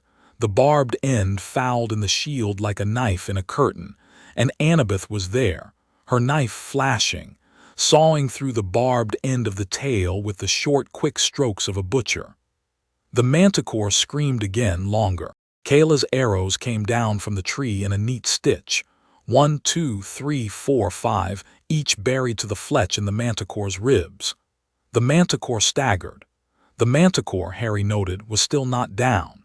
He had not, he realized, trained for this. He had trained for wizard duels. He had trained for a Death Eater who would stand upright and cast spells at him from 8 feet away and who would, when hit, go down in a recognizable human way. He had not trained for an 8-foot apex predator who would take 6 grievous wounds and keep fighting because the thing running it was not its brain but its stomach. "Dig," said Percy at his elbow. "What?" "Dig, down. It gets in a pit, we pin it." "How?" "I'll flood the pit, you dig the pit." "How do I?" "Harry," Percy said, patient in a voice that was not at all patient, "you are a son of Apollo in a forest at the end of a hot August. There are cicadas. Tell the ground to open, any spell. Use your words, just ask." Harry, who had never been told to ask the ground to do anything, stuck his wand in the dirt and said, because it was the first thing he could think of, "Defodio." The earth beneath the manticore collapsed. Not by a little, by 6 feet. The manticore went into the pit with a yelp that ended in an indignant roar. Percy, with one hand, pulled the creek, a small one, 20 feet east of them, sideways. The water came. It filled the pit in 4 seconds. The manticore thrashed, got 2 paws on the lip, hauled, and met Annabeth, who had been, for the entire 6-foot dig, waiting at the lip with her knife in her right hand. She did not make it dramatic. She put the knife into the base of the skull, where the human neck met the lion's shoulder, cleanly, the way she had put it into the Cyclops in the alley in Little Whinging. The manticore convulsed, sank, dissolved into the water of the pit, and was, in about 7 seconds, gone. A yellow barb or 2 floated on the surface. Annabeth fished them out with 2 fingers and wrapped them in her handkerchief because she was the kind of girl who would want to study the barbs later. Nobody spoke for a minute. Harry sat down on the grass. He realized, been holding his breath. He let it out. "Okay," said Percy from where he was also sitting down. "Okay, that is a hunting party we will remember." "Who sent it?" Kayla said from the oak. She had not come down. Kayla was going to come down when Kayla decided it was safe. "Luke," said Annabeth. "It said so." "We caught the satyr," Grover said. Everybody looked at him. I didn't mention when you were fighting. There was a satyr in the blackberry brambles 10 yards back. He was watching. He was not a friend. I caught him and I tied him to a tree. He's there now." "Grover," said Annabeth levelly, "why are you the way you are?" I don't know how to answer that." "Don't answer it. Take me to him." The satyr was tied by his coat, not by his arms, because Grover did not tie fellow satyrs up by the arms even when they were morally compromised to a birch. He was older than Grover, stouter, with a beard flecked with twigs. He was miserable. He had, Harry noticed, a small golden coin on a cord around his neck that was not a drachma. "Name," said Annabeth. "I'm not telling you. I'll remember your face." "You don't have to. I will." "Name." The satyr grudgingly. "Gleason." "Gleason, what is on that cord?" "It's a charm." "Who gave it to you?" "A man. A tall man. A tall man with a scarred face." Yes. You're wearing Luke Castellan's coin, Gleason. I didn't know you knew. Why are you here? Gleason, who had the broken look of a satyr who had been compromised by small, steady bribes over a period of months, sagged. I was supposed to bring the manticore here and then report on how you died. They told me it was a kidnap. They told me it was on a bounty. I was supposed to. They told me the bounty was for the wizard boy alive, and for any of you dead. They told me it was clean. Who's they? Luke, and the other one, the witch. Which witch? The witch from the boat, black hair, young, English, she name. I don't know her name, I don't please, English witch, said Harry quietly because a small cold thing had just moved in his chest. Pure blood. I go on, Gleason, miserably. She killed a satyr on the way here, with her wand. She said Avada, she said the green word. I saw. Avada Kedavra, Harry said. Yes. Harry looked at Annabeth. Annabeth looked at Harry. We have, said Annabeth slowly, a problem. Chiron listened to the report in the parlor of the farmhouse with the expression of a man who had been a teacher for 3,000 years, and who had in that time developed a particular face for bad news, which was the face of a man who had at some recent point had a very nice lunch and was still remembering it. He was wearing this face now. The face was not fooling anyone. A witch, he said. A witch, said Annabeth. Killing. Using, Harry, say the word. Avada Kedavra, Harry said. It is a killing curse, Chiron. It is one of what we call the unforgivables. It is not a thing a 15-year-old witch would normally know.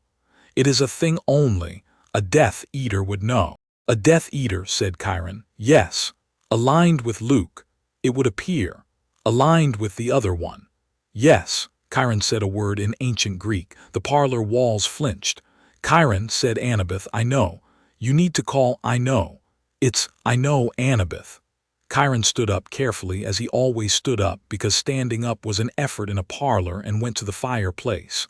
He opened a small bronze pot over the mantel and dropped from it a pinch of something fine and green. The fire, which had been idle, lit. The flames were green for 10 seconds, and then white, and then gold. In the gold, Chiron said, very politely, a word Harry could not catch.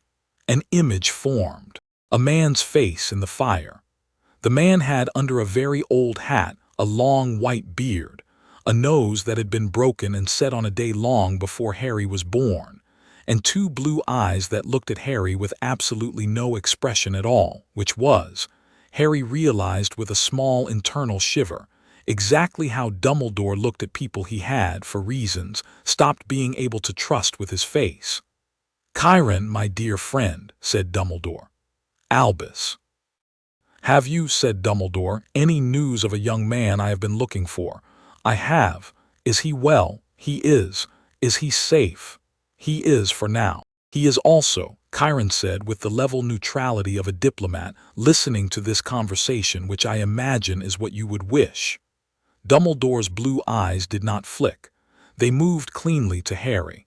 Harry, Professor, you are well. I am. I am glad. I have been worried. Sir, said Harry, with respect, if you have been worried, I am inclined to ask why Death Eaters have followed me to Long Island and why Luke Castellan's handler knows where I am. The long pause that followed was the first pause of Harry's entire acquaintance with Dumbledore, in which Dumbledore had looked, even for half a blink, caught on a back foot. Ah, said Dumbledore. Ah, said Harry, not kindly. We will, said Dumbledore, very slowly, need to talk. I will ask Chiron if I may send Remus Lupin and Nymphadora Tonks to your pine border tomorrow evening. I will ask, furthermore, if Hermione Granger and Ronald Weasley may accompany them. Your friends, Dumbledore said, and his voice was, for the first time, not the Dumbledore voice but the voice of a man who had, for 14 years, been responsible for a boy he had been unable to be entirely honest with, have missed you. Harry considered that. Tomorrow evening, he said. Tomorrow evening. Yes. Thank you, Harry. The fire went low. Chiron said, not unkindly, close it. The fire went out. For a long moment nobody said anything. Annabeth said, "Harry, I know. You okay? Number okay. I will be okay." 3 hours later in the hills above the Hudson, a middle-aged witch in very good black robes put down a pair of omnioculars, turned to the younger witch at her elbow and said in a tone of private and somewhat dreamy satisfaction, "There he is, Bella. He's in a forest. He's in a forest. In America. In America. That's rude." "It is," said Lucius Malfoy, who had come up quietly behind them because Lucius moved quietly. "Not as rude as the fact that his magical trace is now being blocked by something we have never catalogued. Observe." He held up a small instrument, a brass egg on a chain that should have been ticking cleanly and was instead stuttering. He frowned at it. "The Dark Lord," he said, "will find this interesting. He will also find it, I suspect, insulting. There is a power here that is not wizard power. Bellatrix, my dear, you will tell him so. I will stay and watch. What if the blocker moves? Then I will follow. And if it's dangerous?" Lucius's thin mouth did not quite smile. "My dear Bella, I am a Malfoy. I have not survived 30 years of these people without understanding that the first thing to do when you meet something new is to find out whether it can be bought. I will not engage. I will simply," he tapped the brass egg, "watch and wait. Go." She went. Lucius turned back to his omnioculars. He adjusted the lens. In the small, bright circle of the view, he watched a slim, dark-haired boy walk out of the pines on an American hilltop with a blonde girl at his elbow and a bronze sword at his hip. And he watched the boy's shoulders, loose, easy, not the shoulders of a boy who had been cornered, the shoulders of a boy who was going somewhere on purpose. And Lucius, who was, despite everything, a very shrewd man, felt a small cold feather of unease brush the back of his neck. "Interesting," he murmured. The boy in the lens stopped. The girl stopped. The boy tilted his head a fraction, as though, and this was not possible, they were 3 miles apart. He had heard, very faintly, a word. The boy in the lens turned slowly in the direction of Lucius's hilltop. The boy in the lens looked up.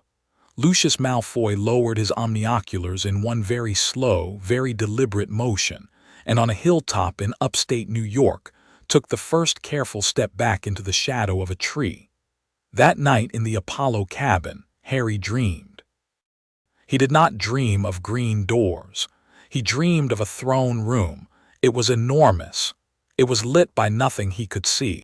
There were 12 seats around the room, carved out of light and dark stone in equal measure, each seat the size of a cathedral. 11 of them were empty. The 12th held a figure of gold, not solid gold, a man made of it, gold-skinned, gold-haired, gold-eyed, sitting in a posture that was somehow both effortless and wound tight, like a bowstring that had not yet been loosed. The figure's hands rested on the arms of the chair. The figure was looking down at Harry. It was a kind look. It was also a tired look. "Harry," said the figure. The voice was the kind of voice you heard at the bottom of a big orchestra when everyone else had gone quiet. A low, warm human voice, the voice of a man, no bigger than that. "Hello," Harry said, because you did not leave a question that size unanswered. "I won't take long. I don't have long. We are not supposed to come to you yet. There is a politics to these things. You would not enjoy them. All right. I owe you more than I can give you. I am giving you what I can. Take 3 things. 3 things. The first." The figure lifted his right hand. A very small golden spark hopped off his fingertip and drifted, slowly, toward Harry. It sank into the skin at the back of Harry's own right hand. A warmth spread up his arm, not hot, right, and sat quietly in his chest. "My blessing. You will heal faster. You will sing true. You will, if you need it, see a half-second further than you should. Use it. Thank you. The second, tomorrow, the pine border, 2 of your friends are coming. The adults with them are your friends also. The old man in the fire is not your enemy. He is also not entirely your friend. Be polite to him. Give nothing away. He will try to steer you. Do not be steered." "Yes, sir." The third. The figure's eyes, gold, tired, went for a moment, not gold but something harder to look at, the bright white gold of a star seen at the edge of a solar eclipse. The one who hunts you from the mill on the hungry tide will offer you your mother. You will feel for a heartbeat the urge to say yes. Don't. Harry said. What does he mean, my mother? The figure said. He means he knows where her voice is kept. A long silence. Oh, Harry said. Yes, I know. I cannot help you with that, not directly. I can tell you only that the voice in the house on the tide is not, in any way that matters, your mother. Your mother is entirely elsewhere. Do you understand me? I understand you. Good. The figure smiled, and the smile was a small, tired, proud smile. Kid, don't die tomorrow. I'll try not to. Try hard. The throne room dimmed. The gold figure turned his face a fraction away and was, for a second before Harry woke up, looking out of the enormous window at the back of the room, at, Harry realized, a sun that was not a dream sun. It was bigger than a dream sun. It was so bright that the gold figure could not have been looking at it with normal eyes. Harry woke up. He was in the Apollo cabin. It was 5 in the morning. His right hand on the blanket had at the back of it a small, faint golden mark like a freckle that had not been there yesterday. He pressed it with his thumb. It was warm. It was, he decided, a small sun which he found, for reasons he could not have explained, very funny. He got up. He put on his camp t-shirt and his trainers. He went out to the porch. Annabeth was there because of course she was, cross-legged on the top step, reading the notebook she had been writing in yesterday morning. She looked up. He came, she said. He came. Good, you knew he would. I hoped. What did he tell you? 3 things. Heal fast, be polite to Dumbledore, don't trade for my mother's voice. Annabeth's face at the third one did the thing it had done when the oracle had spoken, the very small widening that was, in her, a flinch. Harry. Yes. When we go to the Pine tomorrow, you and I are going to talk about the third one, before anyone else hears it. All right, all right. I love you, she said, casually, the way she said everything important, so don't die. I wasn't planning to. Good. They sat on the porch and watched the sun come up over the sound. Harry did not, for about 20 minutes, think about anything at all. The mark on the back of his hand very faintly warmed. Chapter 4 in Chapter 5. The parley at the Pine. The Pine at the top of the hill had, in the 2 days since Chiron had introduced it to Harry, become a place Harry returned to on purpose. Early in the morning, last thing at night, whenever Kayla ordered him to go sit with himself for 10 minutes so that she could write a letter to her mother in Phoenix, the Pine was, it turned out, the best place to be. The air at its base had a particular quality. The stones in its little crown of roots held the heat of the day for a long time after sundown. The shield nailed to its trunk had once, as Harry had been leaning against it in the dark, vibrated under his shoulder blade as though it had been humming the lowest string on a guitar.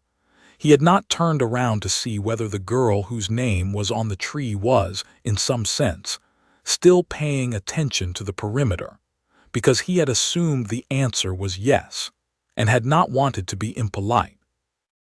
Today, at 6 in the evening, he was at the Pine with Annabeth and Chiron, and in 3 minutes he was going to see 3 people, specifically 2 people, whom he had not seen since the end of last school year. He discovered when he put his hand against the tree and the tree very faintly warmed for him, nervous. Harry, Annabeth said, yes. You don't have to be anybody you're not. I know. I mean it. I know. Ron's going to be Ron, I know. Hermione's going to be Hermione, I know. And Annabeth. Yes. Thank you. She let the subject go with a short, pleased tilt of the head.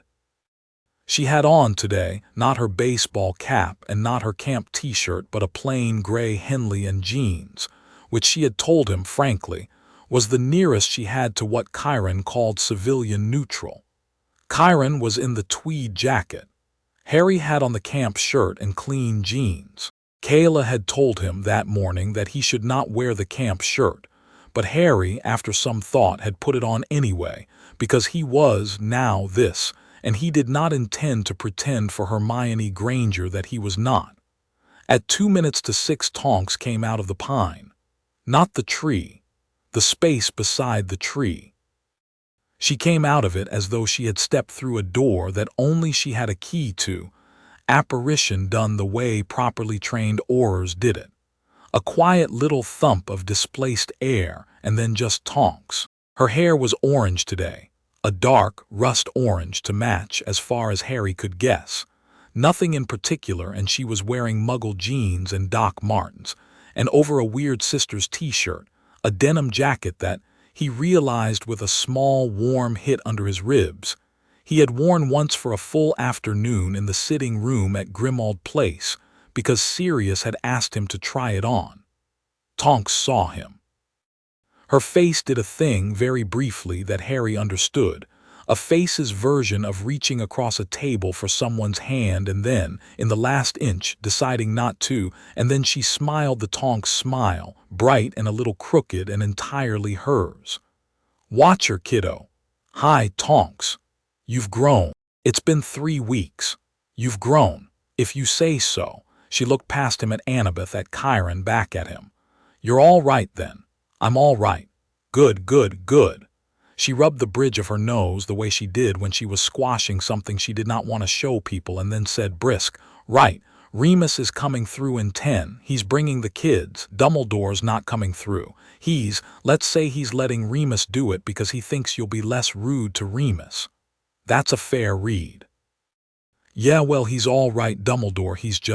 He's all right," Harry agreed. "And he's a liar."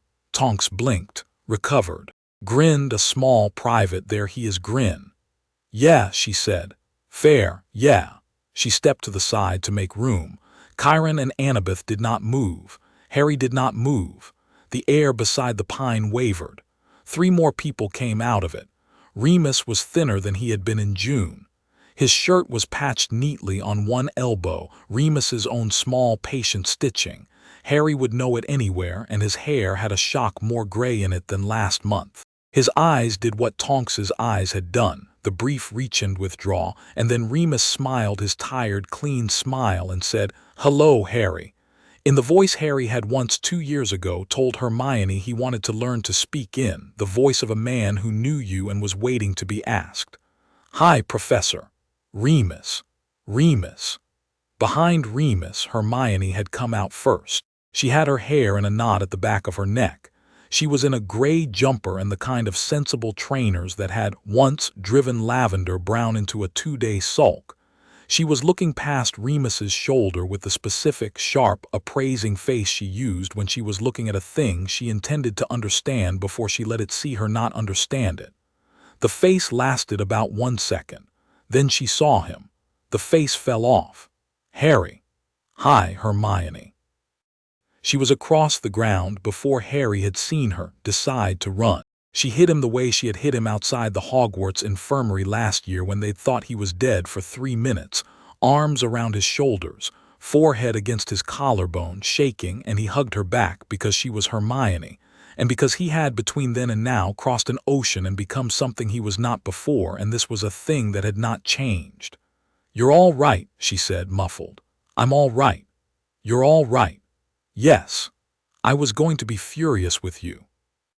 "You still can be." "I am all right then." She laughed, a wet, cross laugh, and pulled back and held him at arm's length and gave him the Granger inspection, eyes, hands, the fading bruise on his forearm from the manticore, and then she saw the t-shirt.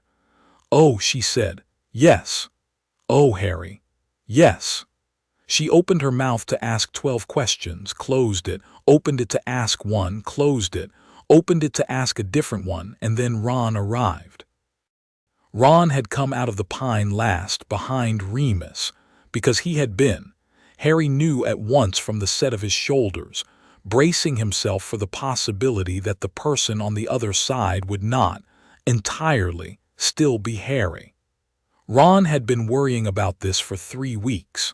Ron had, Harry realized with a small fond pain, possibly been the only person in his old life who had correctly guessed that whatever had happened to Harry this summer was not entirely recoverable. Ron looked at him. Harry looked at Ron. "Ron," he said. Ron said in a voice that was not entirely steady, "You look like you're enjoying yourself." "I'm not." "Yeah, you are. A bit." "Yeah." Ron came over. Ron did not hug him.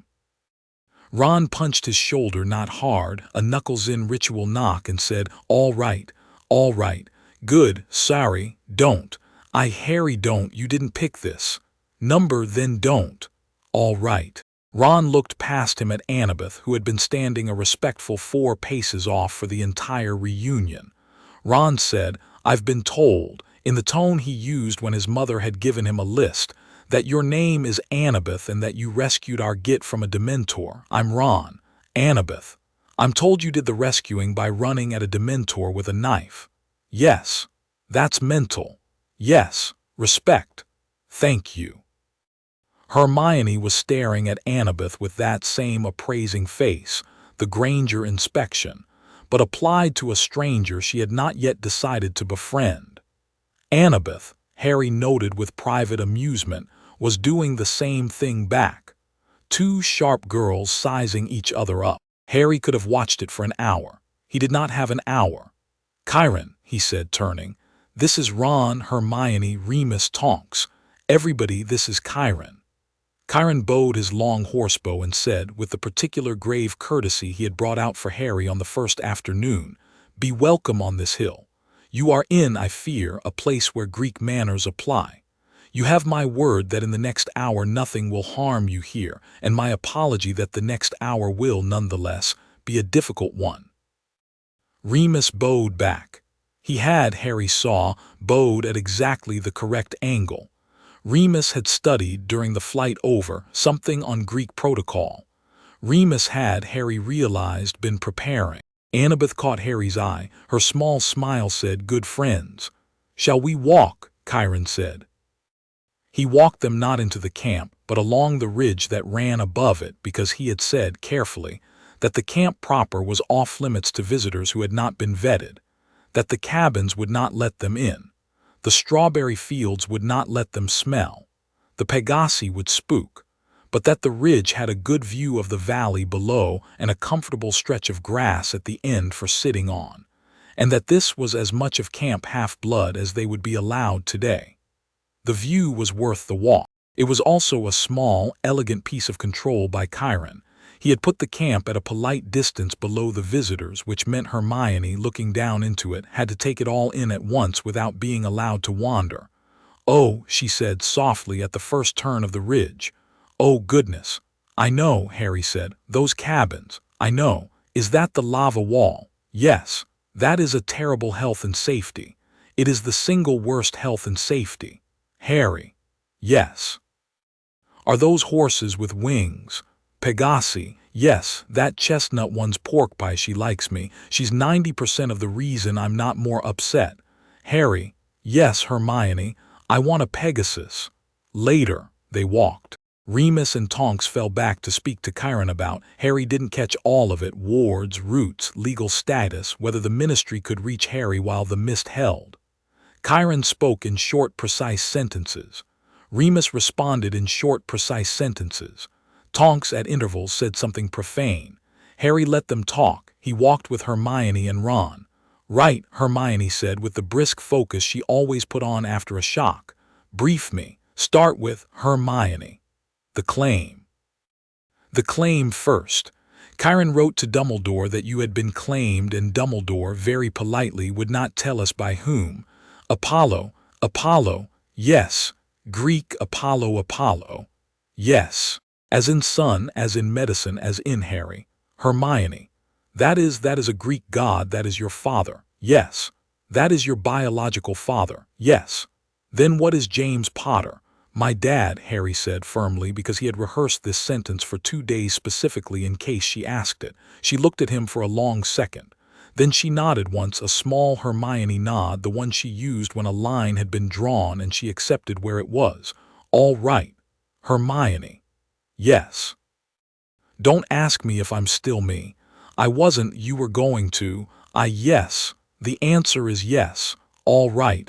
Ask me if I'm different. Hermione considered that. Are you different? A bit. In what way? Sharper. I think in lines, not in clouds. It started when I got here. It's not going away. I think it's always been under there. It's nice to have it out. Oh, yes. And I am materially more dangerous than I was a month ago, Hermione. I don't want to hide that. She went almost imperceptibly pale, not scared. A kind of awe muffled. She had read about dangerous people. She had read about how dangerous people usually had no idea they were dangerous. She had not read, before, about a dangerous 15-year-old who knew exactly how dangerous he was and had, evidently, been spending the last week using the word in private. "Oh, Harry," she said. "I know. Ron, I heard. Do you have anything to—" "Hermione," said Ron, patient, hands in his pockets. "I am a son of Arthur Weasley, and the first thing my dad ever said about Harry in private was careful that one's been eating the bad kind of quiet for a decade. I am not surprised he is more dangerous. I am relieved." "I am," Ron added with a small, sharp look at Harry that Harry would not forget, "going to kick you later for being dangerous about it by yourself, but I am not going to be scared of you for being dangerous. Don't be stupid."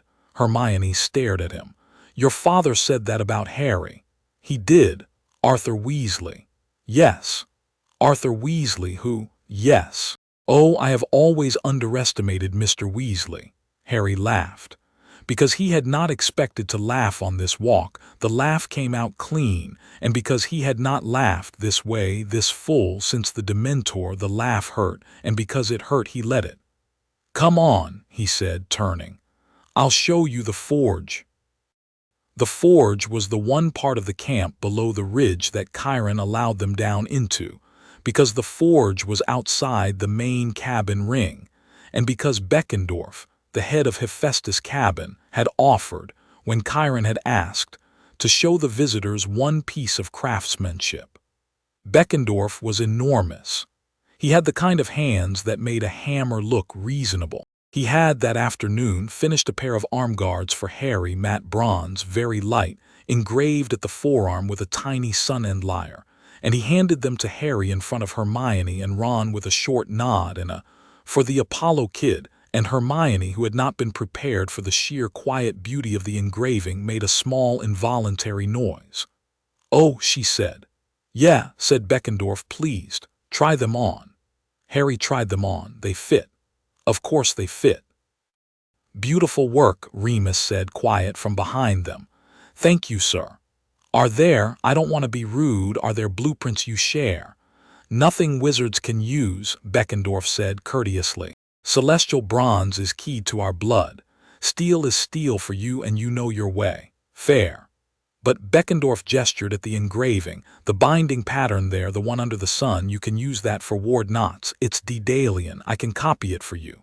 "Would you?" "Send an owl. I will." Hermione was already copying it into a small notebook Harry had not known she had brought. Her pencil moved in short, precise Granger strokes. Remus watched her in affection. Tonks leaned on a forge post and yawned. "Show off," she murmured at Remus. "What? You bowed." "I studied." "Show off." Remus smiled without moving his face very much. They sat on the grass at the end of the ridge after, where Chiron had said there was room. The sun was going. The sound below them was turning the color of weak tea. A Pegasus, not pork pie, a gray mare Harry didn't know, was doing high lazy circles over the far pasture for the simple pleasure of it. Somebody down in the Ares camp was, against all recommendation, playing an accordion. "So," said Tonks, stretching out her legs, "the serious part." "The serious part," Remus agreed. "Dumbledore," said Hermione, "did not tell us you were in danger." "I am in danger," Harry said. "From Voldemort, yes. And the other one, the Greek one. Kronos, yes. Two at once." "Yes, Harry." "I know, Hermione. You have got to come back to number the Burrow, or to Grimmauld Place, or number Harry." "Hermione." He turned to face her. He took her hand. He did not usually take her hand, but today seemed like a day for breaking habits. "The wards here are older than the Ministry. The wards here held against Titans before Troy. The wards here are the single best place on this planet for me to be right now. The minute I leave them I am, again, a 15-year-old boy with a wand in a country where every Auror has been told to bring me in on sight. I'm not going back to Britain yet. Yet. All right." And Harry added, "I'd like you and Ron to stay 2 more days." Harry, "Not at the camp, at the farmhouse. Chiron has agreed. Dumbledore doesn't know yet. I want you here long enough to see what the thing actually is and long enough to learn some things, specifically one thing." "Which thing?" "I want Hermione to see the Oracle." Hermione blinked. "Harry, yes. You want me to meet an Oracle. I want her to see you. I want to know whether she sees you. You came with me into your house at 11 and into every scrape I have been in since.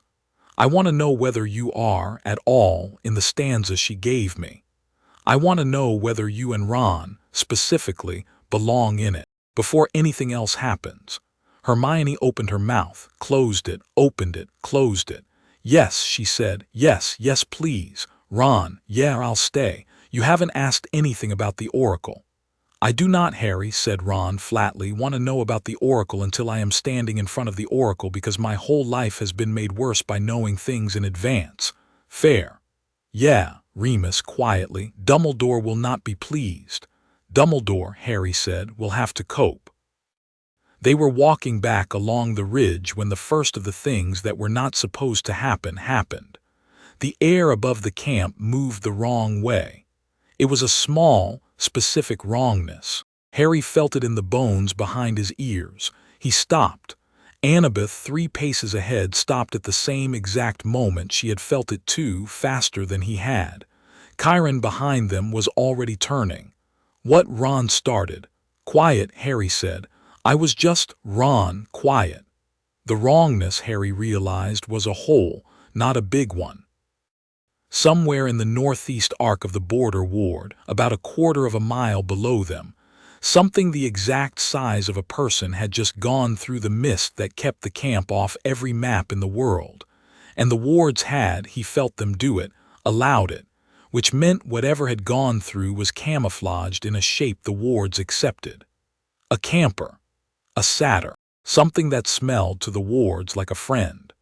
"Chiron." "I have it," Chiron said.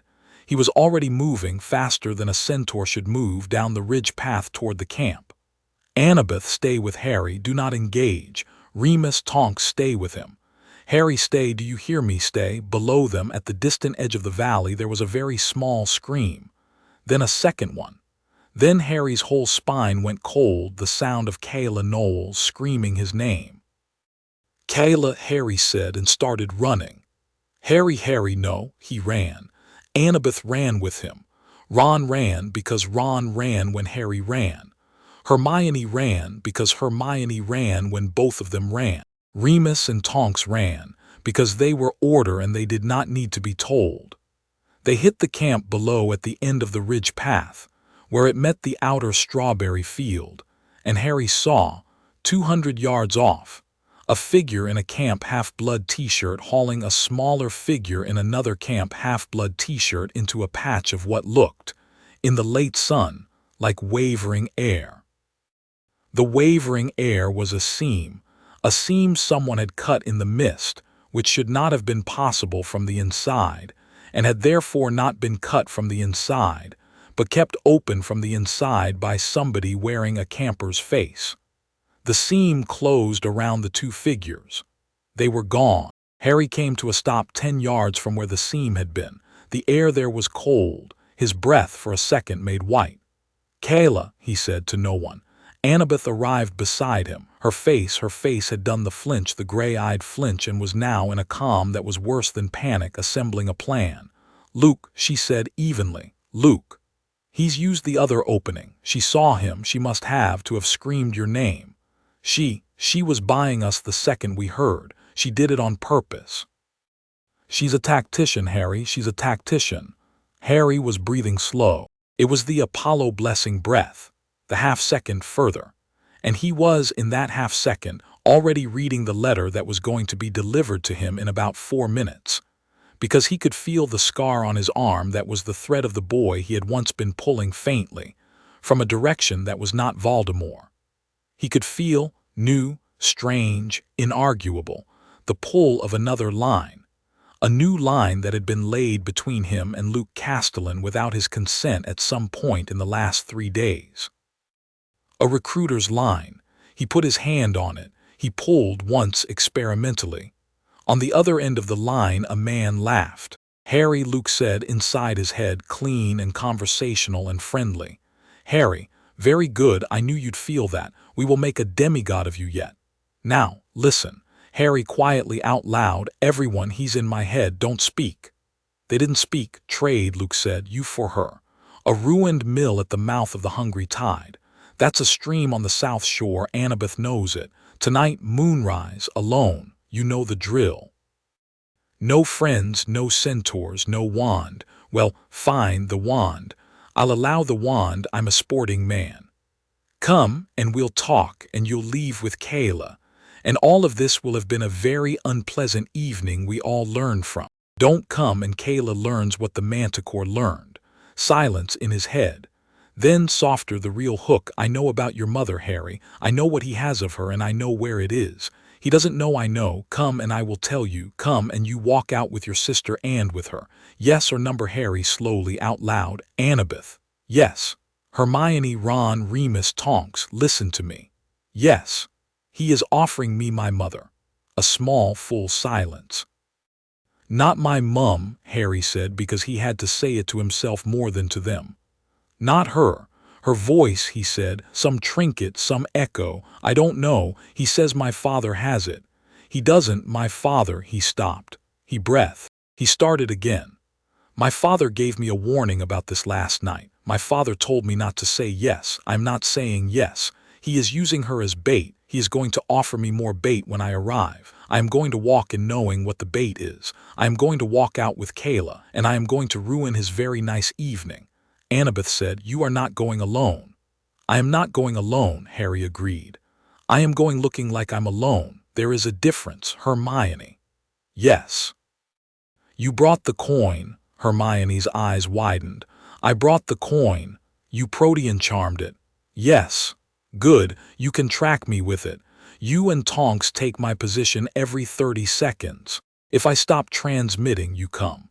Ron, you and Remus go to the pine and hold the door there, because when he runs he is going to try for the weak spot. Annabeth, I am," Annabeth said flatly, "going to shadow you under the cap. No arguments." "None, Percy." "Percy goes in the water and approaches from the sound. He can be under the tide in half an hour if we get him an iris message now. Kayla will need water to get her out clean. He'll like that." "He will." Harry turned to the seam where Luke had taken her. He put his hand through the cold air. The cold sucked at his palm. He said, to the line in his head, out loud, because he wanted Luke to hear the sound and not just the meaning. "Luke, I'm coming." "Good boy," said Luke. "Don't call me that. Habit, see you at moonrise." The line went quiet. The cold went out of the seam. Harry turned back. "Moonrise," he said, "is in 2 hours and 40 minutes. We have 2 hours. "Harry," Remus said soft. "Remus, you are a son of both prophecies now." "I know. Dumbledore is going to. Dumbledore is not in this plan. We are in this plan. I am in charge of this plan. Does anybody want to argue?" Nobody wanted to argue. Chiron met them at the farmhouse. His face, when he heard the plan, did the very specific face of a teacher who had known this was coming and had hoped it would come later. He did not argue. He did very briefly pull Annabeth aside and say 3 sentences in Greek to her that Harry did not catch and that he saw Annabeth nod to gravely. He did, very briefly, put his hand on Harry's shoulder and say, "Live. I'll try. Try hard. Everyone keeps telling me that." "That is because," Chiron said without quite smiling, "everyone would quite like you to continue doing it. Go." At moonrise, the path to the south shore was silver. A boy in a plain black sweater and a pair of jeans walked down it. He had a wand up his right sleeve and a bronze xiphos on his left hip and a small gold mark on the back of his right hand. He walked alone. He was not alone. Behind him, under a Yankees cap, a girl with gray eyes kept pace silently at his left shoulder. Ahead of him, unseen in the dark water 100 yards off the ruined mill at the mouth of the hungry tide, a boy with sea-green eyes waited with a 3-foot bronze sword and a cold, clean smile. Above him, in the black pines on the ridge, A werewolf and a metamorph magus took position with two teenagers they had decided, with resignation and pride, were now, functionally, Aurors. And in the ruined mill, a tall blond man with an excellent smile watched the path and whispered to a small black coin, in a tone of private amusement, a single word: overture. He had no idea yet that the overture was not his. Chapter 5 and Chapter 6. The boy at the crossroads, the mill at the mouth of the hungry tide, was 150 years old and had, for about 90 of those years, been a working gristmill. For the last 60 it had been a very picturesque ruin. The roof had gone in by storm in 1964.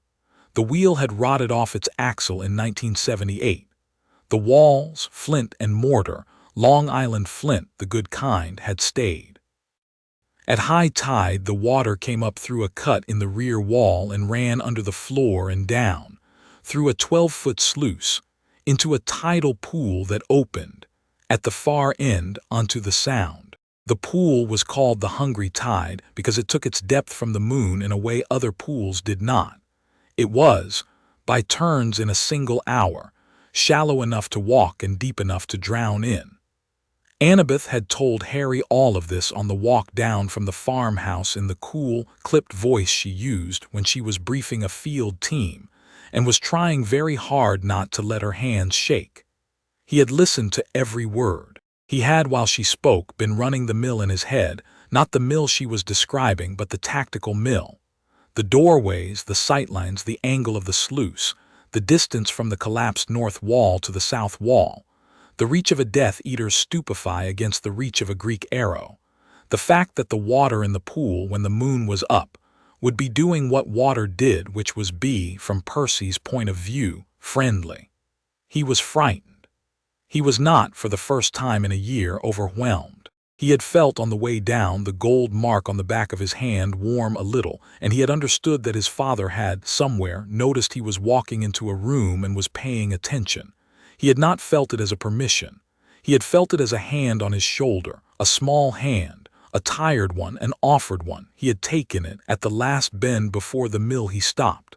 Annabeth stopped, silent, to his left. Annabeth, yes, thank you. Stop thanking me. I'm going to do it anyway. A short, pleased silence. If it goes bad, Harry said, you are to grab Kayla and you are to run.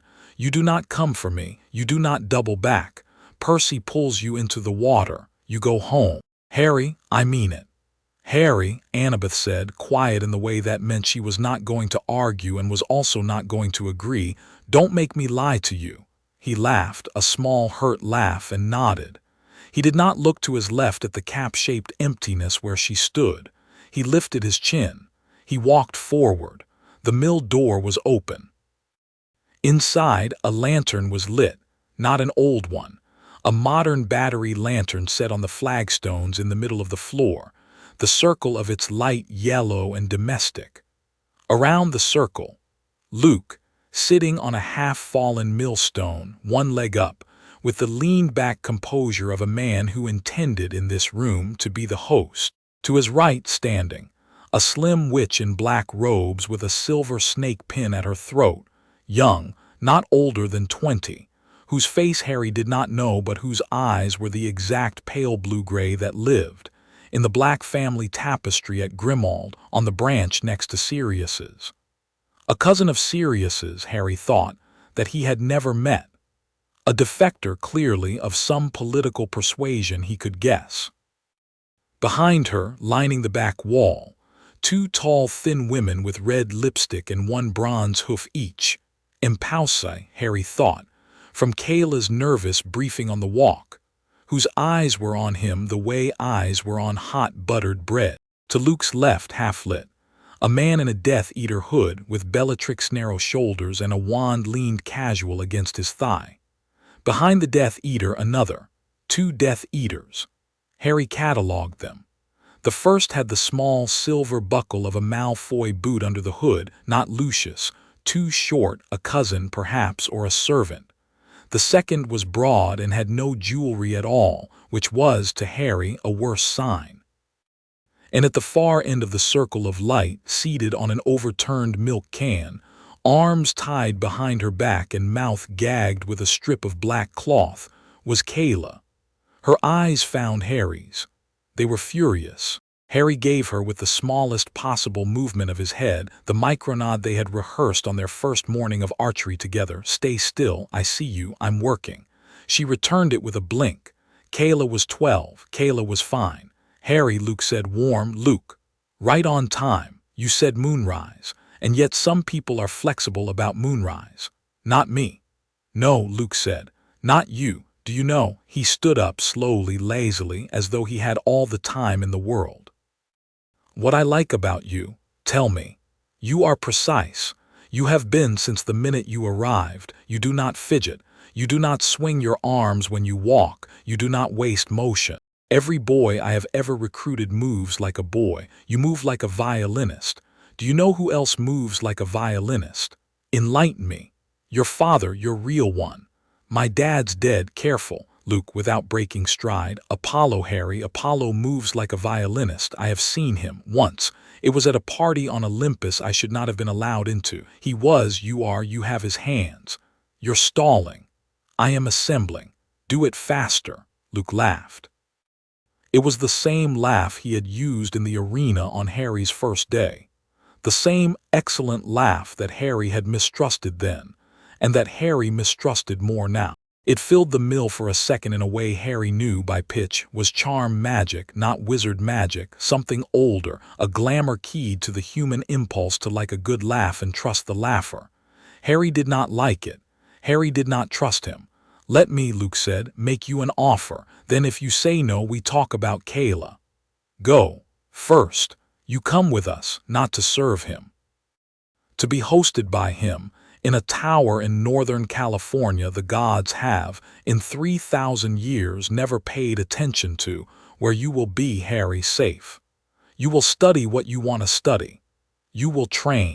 You will see the woman your mother is in possession of, the voice of her anyway, which is currently held in a shard of Venetian glass in a house in Albania belonging to a man whose name we do not, in a polite mill on a summer night, have to say. Go on.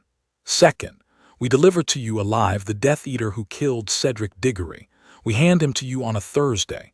You do what you want to him. I have read your face when you say the word Cedric. I know what you want. Go on. Third. Luke's eyes, blue, not amber, not yellow, held his. You walk out of this mill tonight with your sister, with your mother's voice in your hand, and with an alliance that is not with the Titan Lord. He wants you, yes, but I run his negotiations, and I would prefer to run you, and you return to your friends in Britain with a power behind you that Albus Dumbledore cannot match and does not know exists. And Harry, before you answer, he has known about your father for 15 years. He has known about your mother for 15 years. He has kept it from you. You owe him nothing. He is a good man. He is also a man who has, for 15 years, been steering you into a cliff for reasons he considers necessary. You do not tonight owe necessary men anything. Harry let that hang. Luke, Harry had to admit, had done his homework. Luke had been listening to Harry at camp for the full 2 days Harry had been there, and Luke had heard or been told the 3 buttons Harry was most likely to press. My dad, Cedric, Dumbledore. The thing about buttons, Harry thought, was that you had to decide in advance not to look at them when somebody else pointed at them. He said, Kayla. Yes. She goes now. Number she goes when. She goes now or I leave. Luke smiled. Harry, she goes now or I leave. This is the part of the offer where you find out whether your intelligence on me was any good. Now, Luke. Luke's smile, very slightly, tightened. This, Harry realized with a small cold pleasure, was the crack. Luke's intelligence on him had not been any good. Luke had thought that the 3 buttons would work. Luke had not calibrated for the possibility that Harry would have, in the last 72 hours, acquired the habit of walking into rooms already knowing the 3 buttons he was not going to let them press, having been warned about them by a god. Luke had planned for a sheltered English boy. Luke had got an Apollo son with a wand, an ironclad plan, 3 oars in the trees, a sea-green tactical officer under the tide, and a daughter of Athena a half-step off his elbow in a baseball cap. Luke's smile came back, without conviction. "Kayla," Luke said over his shoulder, "is my surety." "She is not, Luke," Harry said, a syllable flatter. "She goes now." "Or what?" Harry looked at him. He said mildly, "Or I start breaking you." A silence so complete that he heard, through the open door, the water hissing in the sluice. The slim witch, black cousin, said thinly, "Cute." "Ardella," Luke said, "he's bluffing." "He's not." The Death Eater with no jewelry laughed. It was a low, pleased laugh, a veteran's laugh. "The boy is 15, Luke. He is. He is not bluffing," Luke said. And the second time he said it, his voice had an edge to it that Harry remembered unexpectedly from the arena. The edge of a man who had, in a sparring ring on a Monday, been shown something he was not expecting and was still turning the shape of in his head on a Friday. Harry watched Luke. Luke watched Harry. Under a Yankees cap, invisible to every soul in the room, Annabeth Chase moved. She moved the way Annabeth moved, one step, a cloth brush of sound that was too small for any of the adults in the circle to register, and that Harry heard only because he had been taught to hear it. She moved through the circle toward Kayla. Harry waited until he was certain of her position. Then he dropped his left hand to the gold mark on the back of his right. "Luke," he said, "you should have brought more people." "What? Percy?" The mill house exploded outward through its rear wall. Not literally. Literally, the water in the sluice below the floor, which had been in the last quarter hour climbing at Percy Jackson's polite request, and which was now the height of a good horse, came up through the floorboards at the back of the mill in a thick black geyser and took the rear wall of the mill with it as it went. Stone, splinters, sluice grate, slate. 2 tons of water hit the impulsi as they were turning, as they had been turning since the second Harry said, "Now, to run." They screamed, the high, bronze, empty scream an impulsa made, and the water took them off their hooves and through the remains of the rear wall into the pool. Harry was already moving. He did not go for Luke first. He went for the witch because the witch had a wand and was the only other wizard in the circle, and because the thing he feared most in any room was a green curse. He was across the circle at her in 2 strides. She raised her wand, opened her mouth, said, "Avada, Expelliarmus," Harry said, and meant it. Her wand came out of her hand so fast that it snapped her wrist with it. She screamed. She had, Harry noted, very fine training, because even as the scream came out she was drawing a black knife from a sheath on her ribs with her offhand, because she was not, whatever else she was, a one-trick witch. She brought the knife around. Annabeth, under the cap, materialized at Harry's right elbow and put her blade up through the witch's sternum with a short, clean motion that Harry had by now seen her perform twice. Annabeth, Harry realized with a small cold relief, had cut the rope at Kayla's wrists on her way through, because Kayla was standing, gag off, running toward the broken back wall. The witch fell. The 2 Death Eaters fired. Harry, in the same motion, brought up a shield, not protego horribilis. The one Remus had taught him in the back garden in July and had said, apologetically, was very advanced, and the red bolt and the purple bolt that came at him and at Kayla crashed into the sheet of blue and slid off in a spray of sparks. The shield took a second bolt and a third. Harry held it with his wrist rigid, walked 3 steps backward, and in a motion he had planned 80 miles ago on the way down from the farmhouse, shouted, "Hermione!" In the trees above, a witch with a small notebook and a protean-charmed galleon flicked her wand and said a single precise word. A stunner the size of a car door crossed the clearing from an angle none of the Death Eaters had been watching and took the nearer of the 2 of them in the neck. The man went down like an empty coat. Remus came down the slope after the stunner with the short, economical run of a man who had been doing field magic for 20 years. He was firing as he came. The second Death Eater swung around, fast, a good duelist, a veteran, and they exchanged 3 spells in the space of 1 breath. Tonks, who had been waiting for the exchange, put a petrificus through his knee from his blind side, and he went down, half cursed, half stunned, snarling. Luke, who had drawn his sword, had not moved. Luke was watching Harry. "Harry," Luke said. "Luke, I told you." "You are," Luke said slowly, with the flat respect of a swordsman who had underestimated a duelist in an arena 3 days ago and was now being reminded, "not the boy I was briefed on. Number fight me. Number fight me." "No, Luke." Luke's sword was out, Backbitter. Annabeth had told him. A long, straight celestial steel blade with a thread of mortal iron running through it so it could cut both worlds, and he was 5 paces off. He was, at full extension, 3 paces off. He was the best swordsman in the camp. He had, Harry knew, forgotten more about blade work than Harry was likely to learn in a lifetime. This was why Harry had brought Percy. "Water," Harry said, into the ruined air of the mill. Percy, who had come up during the previous 30 seconds from the sluice pool in a columnar wave the size of a garage, stepped out of a wall of water on the south side of the mill with Riptide in his hand, sea-green eyes doing something Harry had never seen an eye do, which was glow faintly. Luke, for 1/2 second, made a face Harry did not expect. It was grief. It was the face of a man looking at a brother he had once, not long ago, loved, and who was now, tonight, on the other side of a ruined mill, in a fight he had no intention of losing. Percy said quietly, in a voice Harry had not heard him use. "Luke." Luke said in the same voice, "Percy." They did not for a long moment move. Then Luke, the old Luke, the excellent smile Luke, shook his head, the way a man shakes off a memory, and said, "Another time, little brother," and ran. He ran for the doorway. He ran fast. He ran with the body economy Harry had watched him use in the sparring ring. He was, inside 2 strides, going to be out of the mill and into the pines. Annabeth's knife took him in the shoulder from behind. A throw Harry had not seen her throw. He had only seen her decide to throw, and the decision had been less than a blink, and the knife stuck between the blade of his shoulder and his collarbone, and he staggered but did not, because he was Luke Castellan, stop. He made the pines. He was within 5 seconds gone. Percy let him go.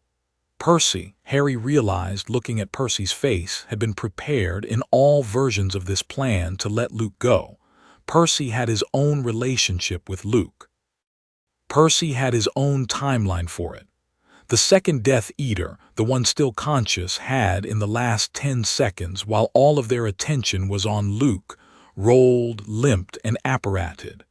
The crack was clean. He was gone. He had, Harry realized with a small professional annoyance, apparated straight into Voldemort's living room. Voldemort would therefore know, within the minute, exactly what had just happened in this mill, which Harry thought was fine, actually. He had wanted Voldemort to know. The first Death Eater was stunned on the flagstones. Tonks, kneeling, was already binding his wrists with a silver cord and removing his wand. The Impulsi were foam on the sound. Kayla was in Hermione's arms, which was a picture Harry would, for the rest of his life, keep in the small locked box in which he kept pictures that made him feel all right. The witch, Ardella, was dead. Annabeth knelt beside her, was not looking at Annabeth's own hands, which Harry had learned in the alley on Magnolia Crescent was the one thing Annabeth did not enjoy about her job. The mill was quiet. Harry, who was standing in the middle of the ruined floor, found he was shaking. He had been waiting very carefully to shake until after. "Harry," Annabeth said, "I'm all right." "You are not all right. I will be. I know." He sat down on the half-fallen millstone. She sat down next to him. The moon, full tonight, which he had not had time to appreciate, was rising over the ruined rear wall, and the broken stone was picking up the silver of it. And the water below them was going, very gently, back to the level it had been at an hour ago, because Percy had taken his thumb off it. Percy was leaning on Riptide, looking at the doorway Luke had gone through with the thoughtful, private face he would be wearing, later in his own cabin, for a long time. Ron came running in from the pine side of the mill, wand out, breathing hard, and on seeing that everyone he loved was alive, said, very distinctly, "Bloody hell," and leaned on the door jamb for a second with his eyes closed. Hermione was crying softly into Kayla's hair. Kayla was letting her. Remus, standing in the middle of it all, met Harry's eye across the ruin and did, with the corner of his mouth, the small, warm, relieved smile of a man who was, by profession, a tired one. "All right, Professor," Harry said. "All right, Harry." Yeah. Chiron met them at the pine. He had, Harry suspected, been pacing the length of the ridge for 2.5 hours, in the particular horse pacing that centaurs did when they were not allowed to join a fight. He came up to the group as they staggered out of the woods, Kayla on Ron's back because Kayla was too tired to walk, Hermione still crying quietly because Hermione cried through crises and not during them, Percy at the rear with Riptide recapped as a pen, and he looked at each of them in turn, and he did not, Harry noticed, make a single speech. He said only, "Welcome home." And then, Harry, a word. They stood under the pine together. The shield on the bark was warm to Harry's back. The first stars were up. "You did well," Chiron said. "I had help." "You did well with your help. That is the only kind of doing well there is." "Yes, sir." A pause.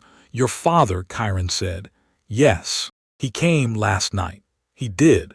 That is rare. He didn't stay long. He will not be able to come again for some time, you understand." "I do. He asked me to give you, when you came home, one message." "Yes, keep walking." Harry thought about that. It was a small message. It was also, the more he turned it over, a precise one, a message about continuing to do tomorrow morning the thing he had been doing tonight. Not a message about safety, not a message about rest. A message about work. He nodded. "I will," he said. "Good." Chiron lifted a hand once to the pine, and the pine, Harry felt it, answered the hand back. Some small old acknowledgement between a centaur and a tree that had once, not long ago, been a girl they had both loved. Chiron dropped the hand. "Bed, Harry, tomorrow we plan." "Tomorrow," Chiron added, dry, "the Olympians are going to have, I suspect, a short meeting about you, and I am, I suspect, going to be invited to it, and you are not. Do not wait up." "Understood. Good night." "Good night, Chiron." Later, much later, when Kayla was in the Apollo cabin's best bunk with a sleeping draught and 6 anxious siblings curled around her like a guard of honor, and Ron and Hermione had been bunked, laughing and half protesting, with the Athena and Hermes cabins respectively, and Remus and Tonks were in the farmhouse spare room with a bottle of wine Chiron had opened for them because, "We earned this, old friend." Harry walked down to the dock alone. Annabeth was already there. She was sitting at the end of it, legs over the side, feet an inch above the water, wearing the same gray Henley she had worn up on the ridge. Her cap was off. Her hair was out of its braid. She had on her knee the small spiral notebook he was getting used to seeing her read and write in the morning. He sat down next to her. For a minute they didn't speak. The sound was as flat as a glass plate. A fish or a nereid, Harry had stopped making the distinction, moved once under the surface and made a ring, and the ring spread, and the ring, at the edge of his peripheral vision, kept going further than a ring that size should have gone. "You came back," Annabeth said. "I came back." "You did not," she said reflectively, "die." "I did not die." "Good, thank you. You are going to," she said, "stop thanking me at some point. Not tonight." "Fine. Tonight is the last night." "Deal." A beat. "So," she said, "what now?" He considered it. He could feel, in a way he now distinguished easily from the old, faint Voldemort thread, the warmth on the back of his right hand and the quiet stretch of the camp's wards around and over him, and the particular live pressure of Annabeth's shoulder 2 inches from his own. He could feel, in a place that was harder to name, the shape of the 2 prophecies he was in the middle of, braided together like 2 strands in a rope. He could feel, under all of it, his mother's absence. He had not fallen for Luke's bait in the mill. He also knew cleanly tonight that he was going, one day, when he was ready and on his own terms, to find out what Voldemort held of her and to take it, and if there was anything of her left in it to carry her home. Not tonight. Someday, when he was bigger, when he had more friends, when he had perhaps 2 more years at this camp and a wand in his offhand and an Apollo blessing that had grown past a freckle on the back of a hand into whatever it was going to grow into. He said, "Now we pick the next fight." Annabeth looked at him. Her gray eyes, in the reflected moonlight off the water, had lost for the night the quality that had sometimes made them look like the back of a mirror. They looked for the moment like eyes. "All right," she said. "All right, all right." A small silence. "Annabeth." "Yes. Thank you," she laughed once softly, a fourth laugh he had not heard from her before, bigger than the others, and shook her head. "Fine," she said. "Tonight, thank me. Tomorrow, you stop. Tomorrow, tomorrow." She leaned very slightly against his shoulder. He leaned very slightly back. The sound was flat. The moon was up. A Pegasus far off sighed in its sleep. In a house in a cold wood in Little Hangleton, Lord Voldemort stood up out of his chair, walked to the window and looked out at nothing and said into the dark slowly, "The boy is not, it seems, a boy." Bellatrix behind him said nothing. "Bella, my lord, I have spent 15 years preparing for a child." "Yes, my lord." "I will," Voldemort said in a voice Bellatrix, who knew all his voices, had never heard him use before, "need to prepare for something else." "Yes, my lord." "Leave me." She left him. He stood at the window for a long time. The night did not give him anything useful. He turned eventually to the empty chair by the fire and spoke, without looking at it, to the snake coiled on the hearthrug. "Nagini, there is a power on the other side of the ocean that wants the boy. It is a power I do not yet understand. You will keep the house. I am going to be busy." The snake, without lifting her head, tasted the air. Yes, in a warehouse on the Jersey shore that smelled, that night, of salt and bronze, and now, faintly of blood, a tall blond man with a knife gash in his shoulder sat on a crate and let a daughter of Hecate stitch the wound with the grim, unpracticed hands of a witch who had never had to stitch a wound before, and was doing it because everyone else in the building was either dead or the Titan Lord. Luke Castellan did not flinch as she worked. He said in a tone of private, faintly amused respect, "He was not, it seems, the boy I thought." "No," said the Titan Lord's voice from inside his head, cold as a stone rolling slowly down a hill. "He is harder to recruit." "Yes, he is," Luke said thoughtfully, "going to be harder to take." "Yes." "Then we will," Luke said, "take longer." The voice in his head approving, "Yes." Luke looked up out of the warehouse door at a moon rising over the water of an Atlantic he had once crossed the other way. He smiled the excellent smile. It was tonight an older smile.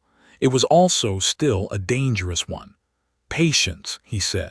And on the dock at Camp Half-Blood, a boy with a small gold mark on the back of his right hand, and a camp t-shirt and a bronze sword leaned neatly against a piling behind him, and a wand in his pocket, and a girl with gray eyes leaning, the smallest amount, the most careful amount, the exact amount against his shoulder, looked out over the sound.